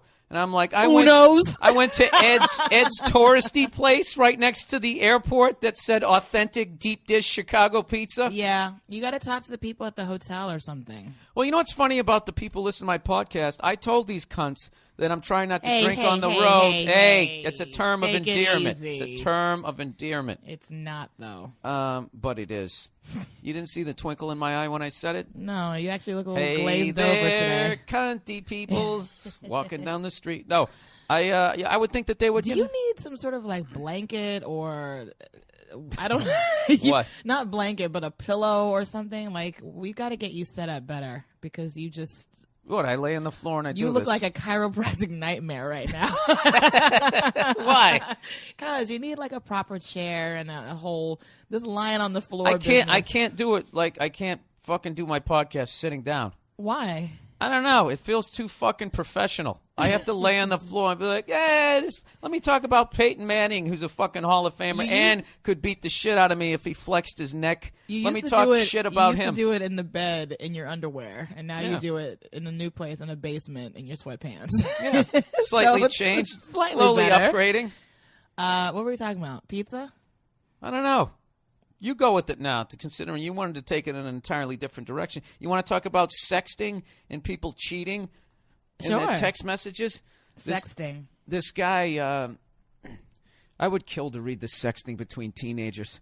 Do they really know where anything is? If I had to sext when I was 14, I want to put my hand where I think there's some stuff I've never seen. No, you know what? Actually, with all this free porn, they probably... No, they know exactly what they're saying. Yeah, it's probably like 8th graders. And they didn't even know where my G-spot was. Oh, God. That's what it is now. It's crazy. People, it's fucking crazy. That would be so sad to think of an 8th grade girl. All right. complaining about I boy. tried to say it quickly. Don't sit there and dwell on the actual details. That's what takes the funny out of it, when you actually really Oh. bring the reality of it. What is it that you do on stage every night? Just talk about fantasies? You're talking Listen. about some real shit, baby. No. No, I what it thought is, that- if you notice, one of the reasons why I talk so fast is it's like running across thin ice. Woo, woo, woo, woo, woo, woo. You get right across, Oh, I see. and then anybody says anything, you just yell, shut the fuck up really loudly in your mind. I'm a bully. There's no, Are you a bully? There's no talent here. Well, what do I do to you around the house? Please. Shut it! No, you don't. What are You you do what talking I about? tell you. Listen. That's the big lie that you're trying to tell. Oh, all your you go, podcast girl! people. Woo! What are you trying to get, an Oprah applause break? Why do all women have to do that? Why do you have to come on my podcast and you got to start shitting all over the place, just- marking you your fucking just- territory? You shut your mouth, You woman, just and try to make act me like out. You bully me Try- around the house, which is so not true. So What are you talking? What don't I do? What don't I do that I exactly what I want to do? Before you paint me, you don't do before you whatever ruin wanna my do. reputation. I Let me know. finish. I'm sorry. On this Maybe podcast. I shouldn't, break down the veneer that you have projected of being like the man of the Ooh, house. listen, that all does those big words in whatever that he sentence. wants to do, when the reality is quite different. And I'll just leave it at that. You see what they do? Now there's a classic female thing there. They. This is what these broads do. You just sat there, used all your big fancy words, and then you because I'm acted. smart, Bill. Let me finish. And then you acted as though there was going to be this whole list of examples, and then in the end you tried to sneak out the back door going, and I'm just going to leave it at that. That's all I'm going to say about that. And that would get you a fucking applause break on TV. It would. Yeah. You think that would hold up in a court of law? I know a lot of people didn't think that guy committed this murder, but let me just tell you, I know otherwise, and I'm just going to leave it at that. Defense rest. I mean, prosecution rest. Get the fuck out of here. I like how you're comparing our relationship dynamic to a murder trial. What's That's wrong what I with am you? doing. I was gone for fucking 3 days. Oh, I the can't- best 3 days of my life. I came it's home. So quiet. I came home loved and I it. said, "Woman, I'm going over to my buddy's house to watch the football game." You're like, "Well, why didn't you pay attention to me?" And I said, "Screw you, lady. I'll No, be you back didn't. at the end of the game." And You that's said, exactly how it went I'll down. be back and cuddle you when I get home. That's right. Exactly. Now Cleo has to come over. Get out of here. Get out of here with your fucking Come on. paintbrush Come tongue. on. Move out of the way, baby. Come on. Go lay down. Get over there and lay down there, scrumptious. Huh? Old nervous Nelly over there. Oh, my God, what's going to happen, man? My last owner was a jerk. Cleo, how long do we have So to be cute. nice to you before you realize that you're in heaven now? She's insecure. That's what our trainer said. Do you understand? She has self-esteem issues. How LA do A we sound? dog. How I know. Our dog is insecure. She, our life coach / dog trainer brought that up. So, anyways, let's talk about get the fucking dog out of here.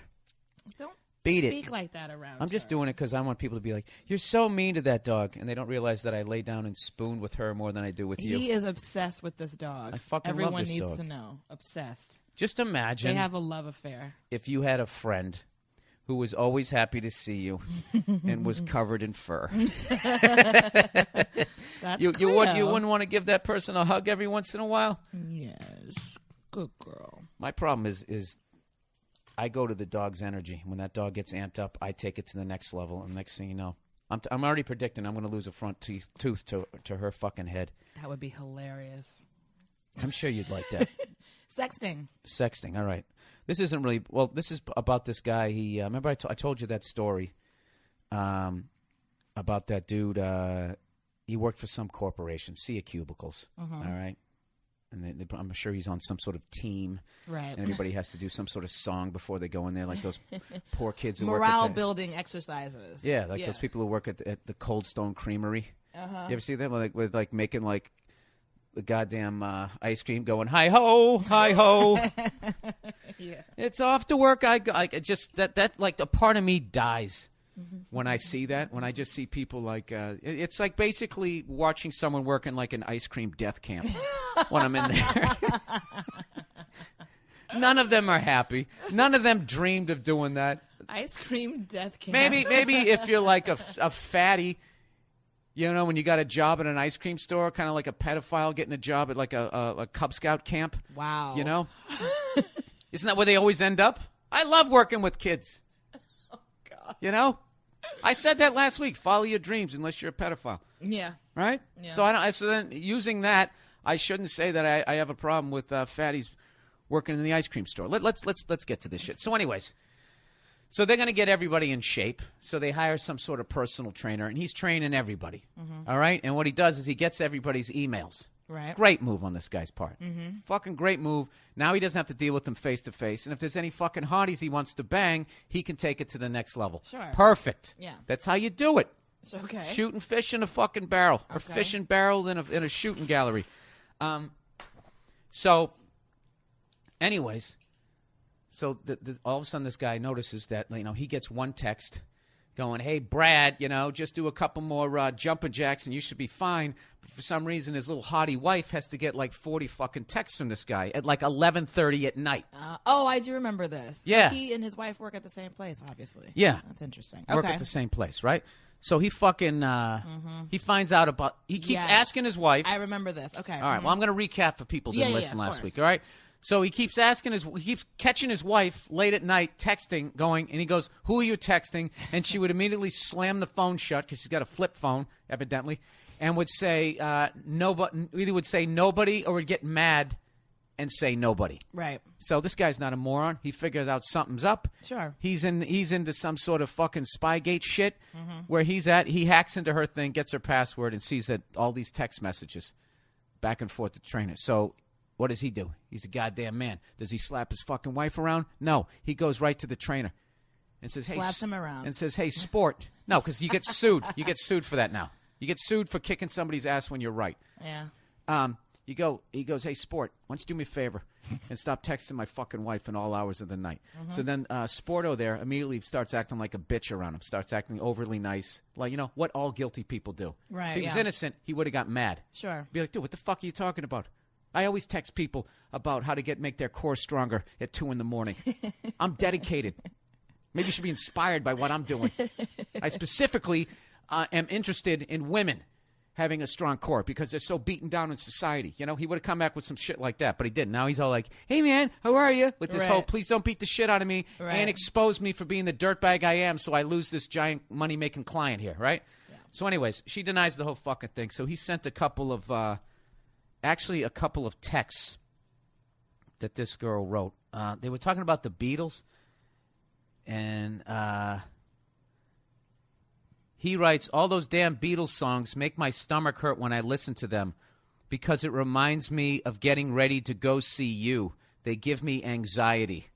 This is what the trainer is writing to this guy's wife. Now, what sort of exercise are they talking about there? Is that what is that? Is that push-ups?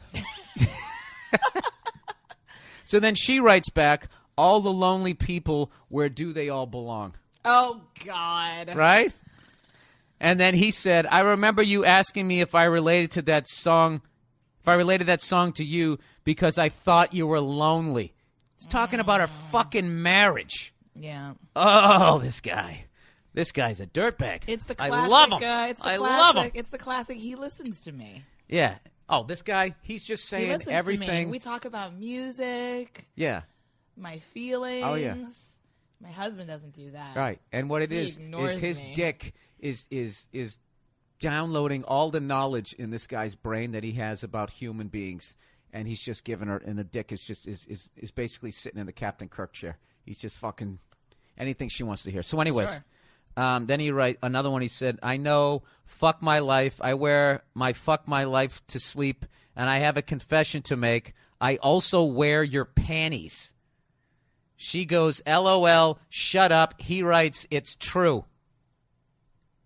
So, I don't know what kind of fucking shit this guy's into, but the real question is not whether or not that's socially acceptable. The real question is, how did he get this married woman's panties? He at least finger blasted her. Would you go with me on that? Maybe he's just saying that to be just like controversial. Or That's what I something. thought. Like But to she be- goes, "LOL, shut up." He goes, "It's true." Yeah, but he just still may be joking. Were you talking to the around. mic? Oh, he may just still be joking around. But if he It's is wearing, true. but if he is, she gave it to him. How else would he have him? And they're I know. talking about All the right, all right. Beatles and Whatever, shit. She whatever. gave it to him. If it's Okay. true. Okay, so that's basically what I'm saying. So Okay. he's got her fucking panties. They're both adults. I'm guessing by this she's like in her 30s. What is he doing? Fingering her and taking her out for a malt? He's banging her. He fucking banged her. This fucking piece of shit. Who'd be a great movie. This is a great character for a fucking movie. So anyways, he said, and that's what he said. His wife, she's still denying this whole conversation ever happened.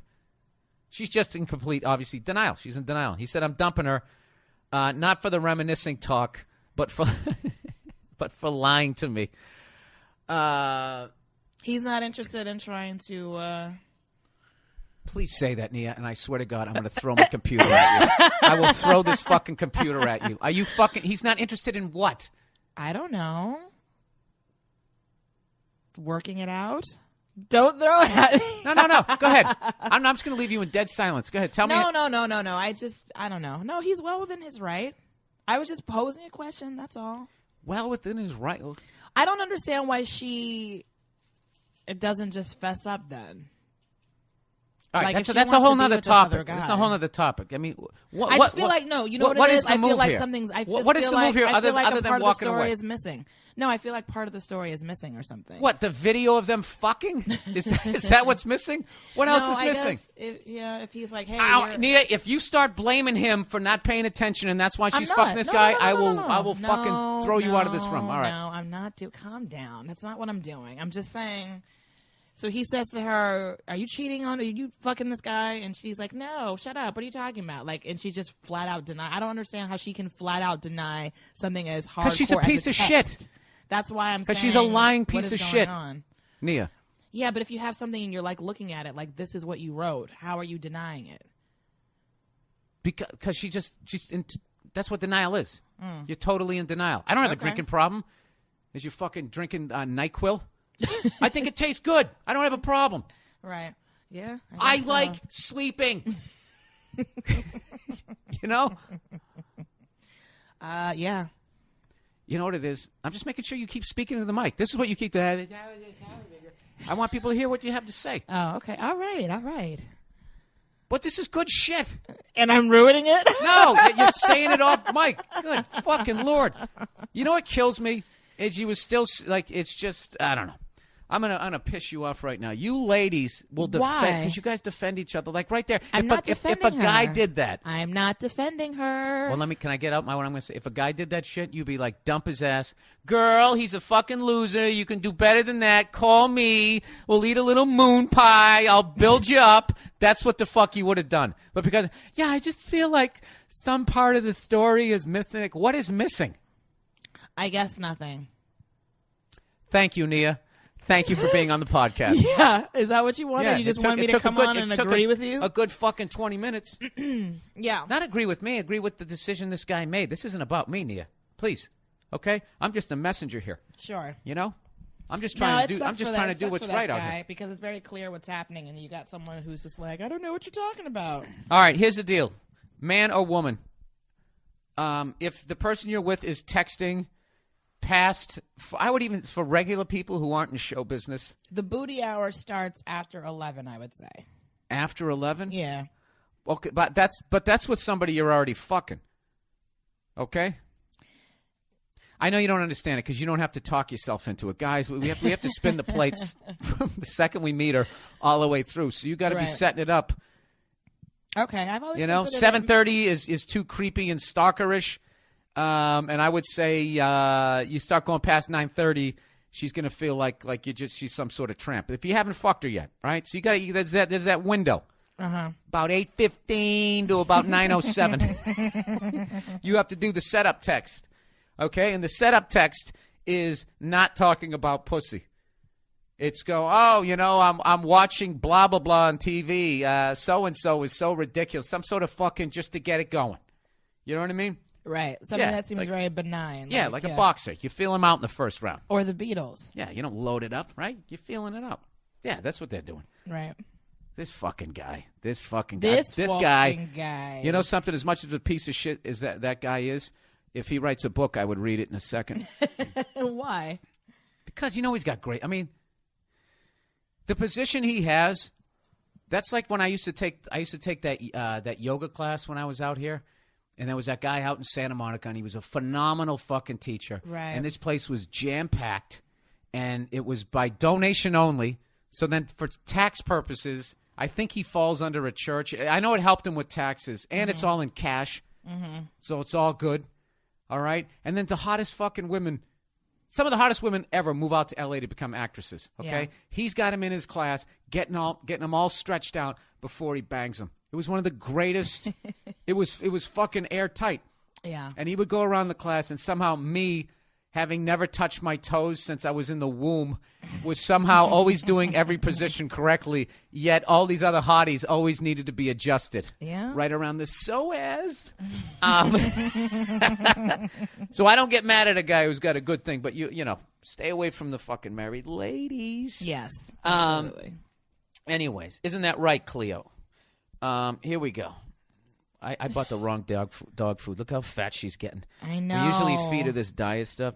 She looks like a prize-winning pig right now. She's not that big, actually. She's bloated. She's a few pounds heavier than normal, but she still looks good. Yeah, the brothers would be saying what's up to her. Number one, hey, here's advice for the week. All right, hey, Bill, I'm a 21-year-old guy who still lives with his parents. That's not bad. In this economy, that's totally acceptable. Unless you're sitting at home and you're jerking off to porn and maxing out your credit cards, and that's a dumb thing to do. Hey, you know what? No porn for this year. Is that what you decided? I have yet to watch porno this year. Well, it's still early. And, Jesus, there's that support. There's that support, everybody. Why do you need me to support you not watching porn? I don't have a problem if you watch porn. You know what? Somebody sent me an article. I got to hit pause again because I'm going to find this. Somebody sent me an article about how watching too much online porn, how it's not healthy for you and can actually add to depression, if I can say that word. I feel like it probably gives you like a higher expectation of what your sex life should be, but you know, because we're not Nia, all porn stars. Back to what you feel should be going on in your life in a moment. Let me just. I feel like he should be able to pick me up over his head and turn me upside down and do things to me. Is that unreasonable? With my back problems? Hang on a second. You know what? Sorry to say, I can't find that fucking email that dude sent me, and all I found was a bunch of people trashing that online porn is not addictive and saying that it isn't bad for you. But I don't know. It's just, you know. It depends on your personality. Yeah. It's one of those deals. Nia, why don't you put the microphone over your shoulder? You're sitting there playing with you. Sorry. You know what? I'm gonna fucking I'm gonna get a desk down here with two fucking chairs, so the mic will be, you know, Yeah. right there. And Okay. then- okay. Okay. All right. We'll work on it. Okay. All right. I feel like you have something to contribute, and I just don't Thank feel like you. people are hearing you. See how I Okay. did that, people? I complimented her. I stroked her ego so she can do. Thank you. That's all I was looking for. I just want people to know that I'm here. I have not watched porn.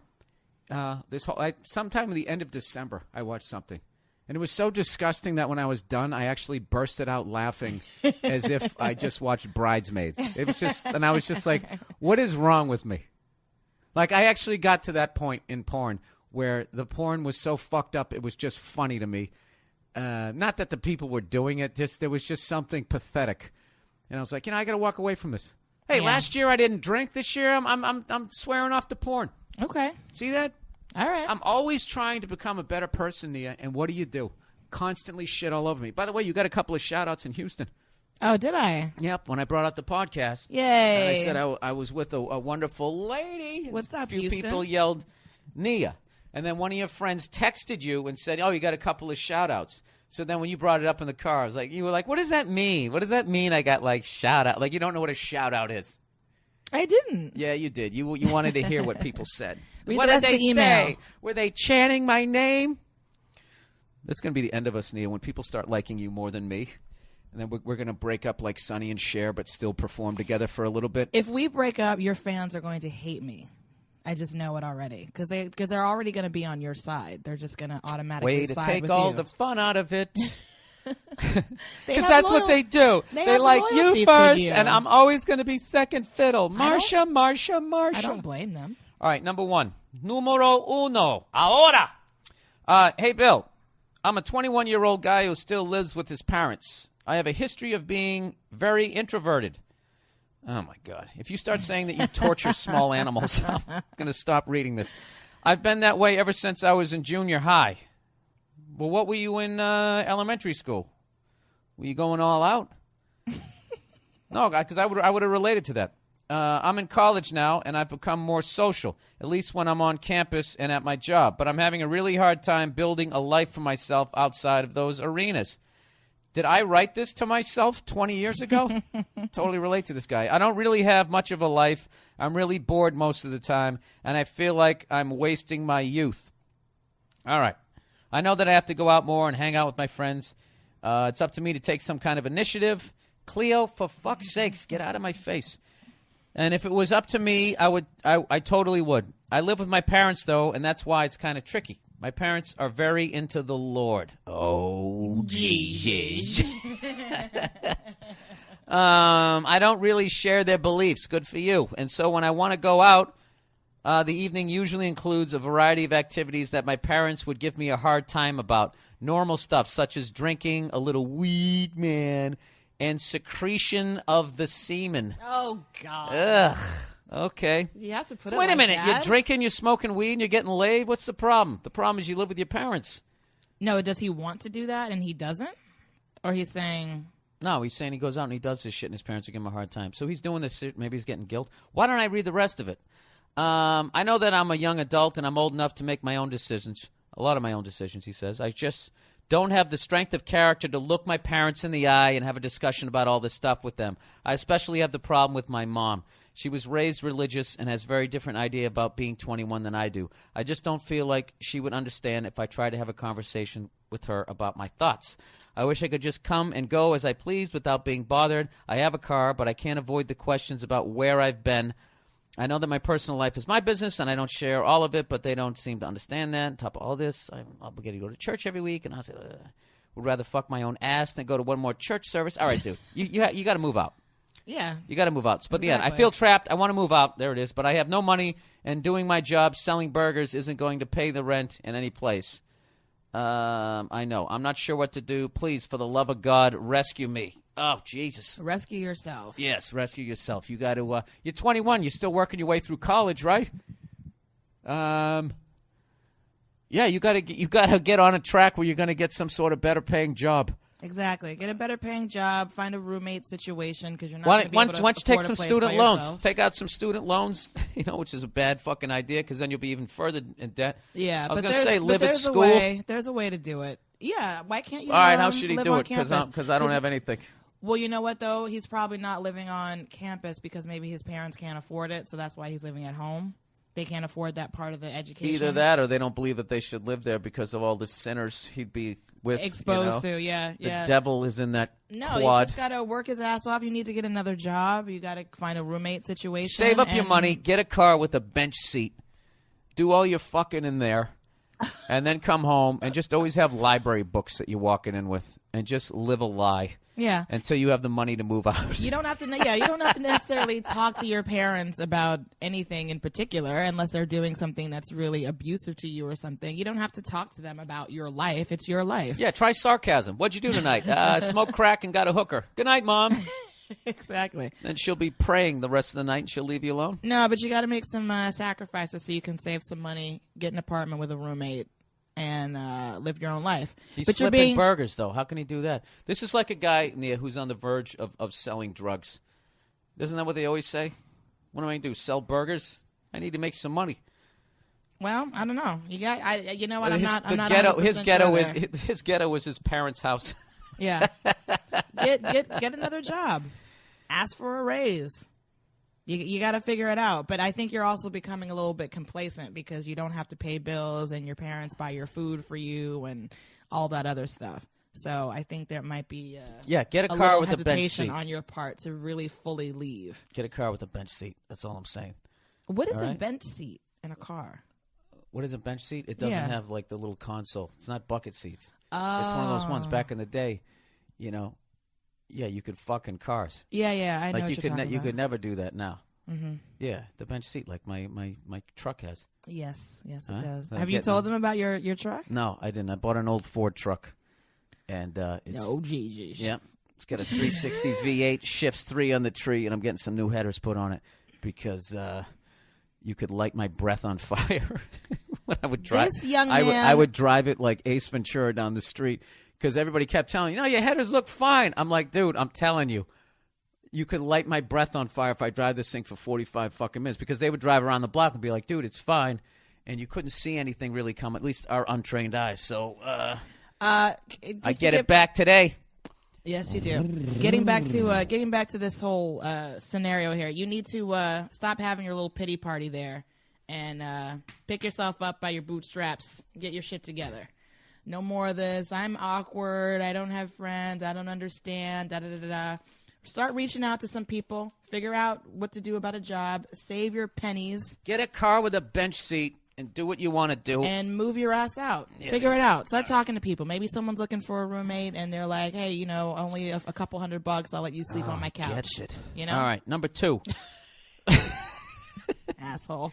Well, you just kept saying the same thing over and over. Look at Cleo. Cleo, She's get so outta here. curious about what's going on. All right, dear Bill, I need some advice. I'm 30 years old, and I've been seeing this lady for the past 4 months, and things have been have gotten pretty serious.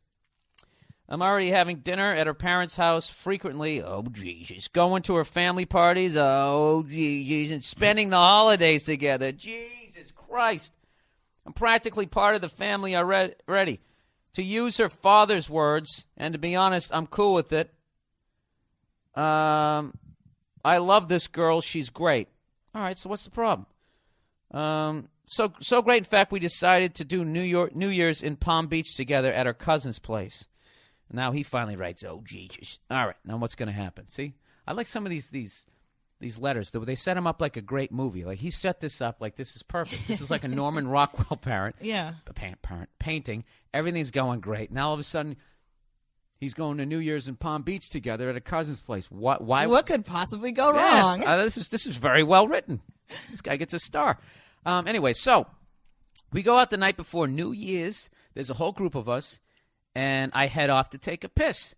I come back and see my girl dancing and making out with some other guy Oh, shit. who wasn't a member of our group. Oh. Well, who gives a shit even if he was a member of the group? It's another guy. I'm obviously flummoxed. This educated son of a bitch. I decided to interrupt their little makeout session on the dance floor. It would have continued unabated if I hadn't stepped in. So I pushed the guy aside, hand her back her purse. Yes, I was carrying her purse for her. Ouch. It fit into my back pocket, in case you're wondering. I was wondering. And I leave the bar. The bar is called the Cucina. Yeah, kitchen, right? Right? I think so. Yeah.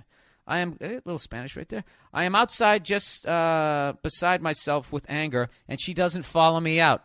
I go back to her cousin's place and go to bed. Around 3 a.m., the texts come in. Nothing happened. I didn't do anything, etc. She finally cops to it, and just in her defense, she says, I'm just not used to having a boyfriend, and I don't think you know how drunk I was. So, Happy New Year's. This was in a text message? No. Oh. No, when she showed up to him, she says to him, she finally okay. just said, look, fine, I fucked the guy. I'm just not used to having a boyfriend, okay? Wow. And I don't think you realized how drunk I was. Wow. Yes. See? And you can be that honest. You know what I mean? I could never be that honest with you because you could throw a vase at me, and then the cops would arrest me for breaking the vase with my forehead. Anyways, he goes, should I chalk this up to a dumb drunk mistake and patch things up? No. I'm having trouble being objective about this. This has really got me fucked up and hurting. Yeah, dude. Yeah, that was a ridiculous level of acting out. Yeah, you on her part. That's crazy. That is absolutely That is some crazy. wacky stuff. That's wacky. That's some real wacky stuff. No, she made out with a guy right in front of you. He knows. What are you talking He knows. about? He knows what he's supposed to. He's fucking stunned, Nia. Yeah, Jesus Christ. that's pretty stunning. We're in the goddamn trauma unit right now. And you're going, you stepped on a landmine. Yeah. Move I'm on, telling you, no. sweetheart. Yeah. Move on. No, that move is on. retain some dignity and Yes. and walk away. You basically just imagine if you discovered that 17 years in, married with 4 kids, that half look like you and half look like this should have been stripper. All right, you dodged a bullet, and yeah, it's gonna hurt, and that's really what that really is, dude. Is aside from your feelings, that's your fucking manhood being hurt right there. 'Cause And you don't have to look at it you know, let me objectively. finish for fuck's sakes. As a guy, that shit's not supposed to happen, right? Because you're supposed to put it on them, and they're supposed to be mesmerized by your dick. And the reality is that's not what it's like. Yeah. And when you discover that, that's a tough day. Yeah, but You know? you don't have to look And at it then you objectively. never trust those broads again. You never trust them again, and it's the No. safest place you can be. No. Number 3. But don't look at it Shut it objectively. last Saturday. It was a shitty, horrible thing that happened, and you should be feeling all of those feelings, including anger. So, but just walk away. It's Yeah, that's what he over. should do, is just walk away. Although, It's I would be over. tempted to pull a female move and get some revenge, and I would tell her dad, you know, what Do he... you know what a slut you raised? Do you know what a slut you're in love with? That's half your DNA. Did she get that from your fucking wife? No. No, yeah, there's Yeah, no don't do need that. to go. There's no need No, to because insult then bring the he'll look mother like an into it. asshole, and then he'll understand why she did it. I'm trying to inflict the most pain here. Walk away. Yeah. I don't do revenge. Don't do that shit. All right, number 3. Last Saturday, Say, as they say in Boston. say. Come on over and fucking say. There's no consonants in that word. Say. Thursday, Friday, say. I always do that with brevity. Say. Last Saturday, I was out with my friends, and I was shit-faced. We were at a bar, and I was sitting at a table when I saw the girl. She was absolutely beautiful. I don't know why, but something told me I had to go up to that girl. See, they always start fucking phenomenally. The sun was out. Jesus was walking on the clouds. She saw me looking at her, and I give her a wink when she smiled at me. Jesus, you went with that? Did you give her the double point, too? I then turned to my friends and said loudly, "Give me a fucking pen."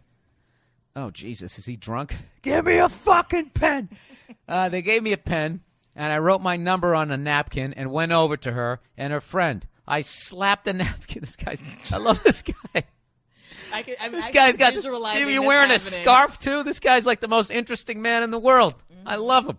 He's wrestling a badger in the corner. Hang on a second. Give me a pen. He goes. I slapped the napkin on the table and went to her ear and said, "I don't drink often, but I think you are fucking beautiful," and walked away. What? No, he's hammered. This is fucking hilarious. I totally missed the joke in this. This guy is completely fucking hammered. Right. So he's sitting there, head bobbling, winks I at don't her. drink often. I think you're fucking beautiful. Okay. Call this number. It's going to change your life, sweetheart. Oh, I love this guy. So anyways, being shit-faced, I didn't know any better. And I guess I went to the table and put my head... What? I went to the table and put my head was down at that point, according to my friends. She wanted to know what my name was and stuff, so my friends went over and talked to her and talked me up. Before she left, she came up to me, this guy's still in the game here, and told me her and her friends were leaving to go to a different bar. I asked her name, we talked a little bit, and she left with her friends. I told her, please text me. 3-4 days passed, and I hadn't heard anything. I couldn't get her out of my head. She was seriously the most beautiful girl I had ever seen. Yeah, after drinking a 12-pack I of was going to Keystone. say. And there was something about her. I know I was shit-faced, but I have never felt that way. I looked online for her on Facebook.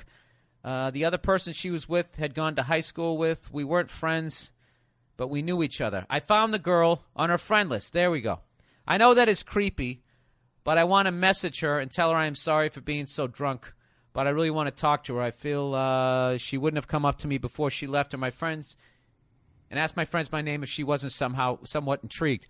I don't think that's creepy. Nowadays, the old school, when I grew up, that's not creepy. No, it's I not think creepy. if you just say, listen, I'm sorry I was so drunk the other night. I really meant what I said, and I'm sure this freaks you out. I don't even say freaking out. Like, I'm not trying to invade your privacy. I just wanted to say I meant those things that I said. Yeah. Respectfully yours.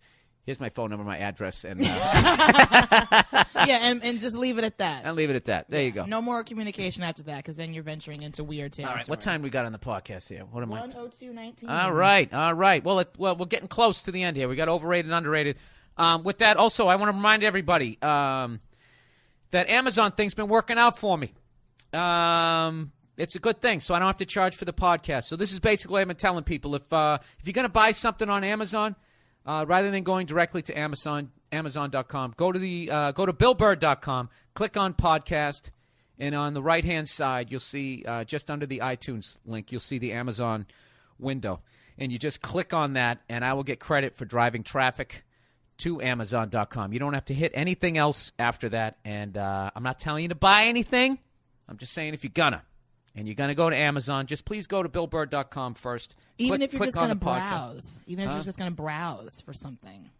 I don't know if it works that way. They got to spend some money. Oh, they do? Yeah, it's like I'm driving people to a drug dealer. Even if you're just going to look at the cocaine, can I just sniff it for a second? And then no, they need to make their money. Sniff it for a Yeah. second.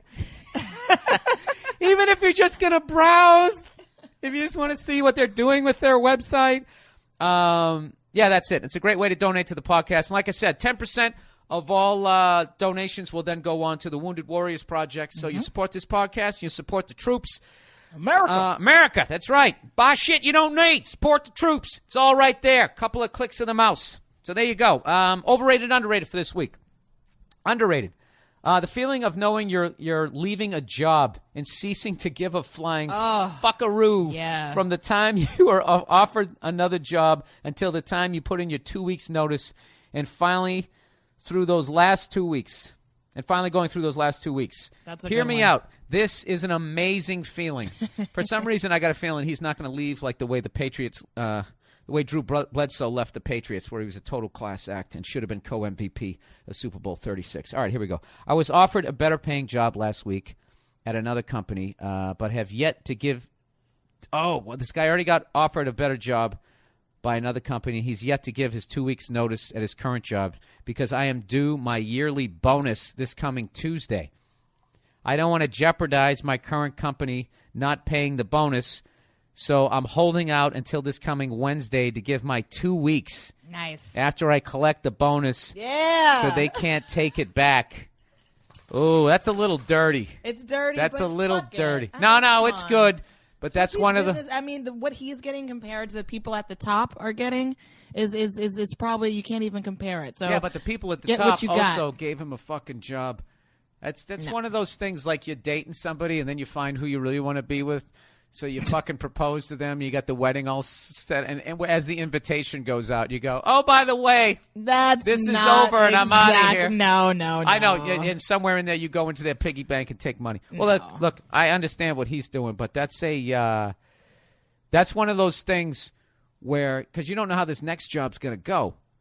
That's So if true. this next job doesn't go well, and then he needs the recommendation of these last people, they're going to knock it down. Oh, you mean that fucking guy Oh, who yeah. took the bonus oh, and then that's left? true. I didn't think about that. He's leaving this place a little on bad terms.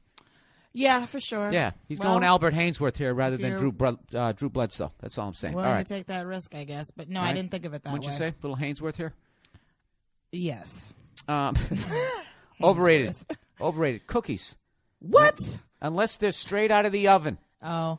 They're dry, and everyone wants to make oatmeal cookies at some point. Ew. I don't like Um, oatmeal cookies. You know what? That's funny. I actually had in my dressing room, Nene. Did I mention I'm in show business? They had a plate of cookies, and you know me, I got a sweet tooth, right? Yep. Because I'm half a fan. They had this plate of cookies, and I ate the first one. It was terrible. Mm-hmm. But they're cookies. But knowing you kept eating them. Right? But they're cookies, and there was 4 different kinds. I'm like, what are the odds? There's going to be 2 different flavors of cookies, and they're both going to be bad. God damn You're it! so it wasn't. funny about that It stuff. wasn't. Yeah. Oh, it's yeah. ridiculous. Yeah. I would You eat a just- fucking Jim you just Dandy. keep going and keep I going, would. hoping I'd it's eat- going I'd to get eat- better. I would eat a Jim Dandy's with a group of old ladies every day at Friendly's if they would have me. That's for the older guys who used to go to Friendly's. I know Friendlies. Yeah, but do you know the Jim Dandy? No. The Jim Dandy came in a fucking glass like those old light beer from Miller commercials where it was basically you go, let me get a glass of beer, and they basically were pouring like at least 2 beers into the thing. Just imagine a goblet, I believe it's called. Friendlies served alcohol? No, I'm talking about the vase that they would stick this sundae in. Oh. I think I went to no. Who was I with? I was working with somebody recently, and we went into I always stop at Friendlies when I'm back east. It's just D'Angelo's, all those places I ate when I was a kid.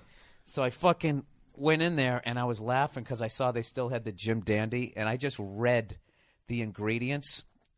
Cleo, can you? Okay. I just read. My dog has her head on my stomach right now. She just wants to snuggle. I fucking read the ingredients, and it was the most ridiculous thing. It was like 3 different kinds of ice cream, like full scoops, a full fucking banana, like half a bottle. It was disgusting. Yeah. It was like doing a keg stand with like ice cream and trying to set the fraternity record. Anyways, I'm trying to say I have a sweet tooth, and this fucking dog is distracting me. Cleo, I want you to know we're wrestling after this. We're going round and fucking round. All right, underrated. This is the last thing.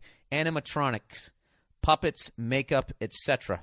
I remember the days when the cool, scary monster was handmade by extremely talented artists and technicians, not software.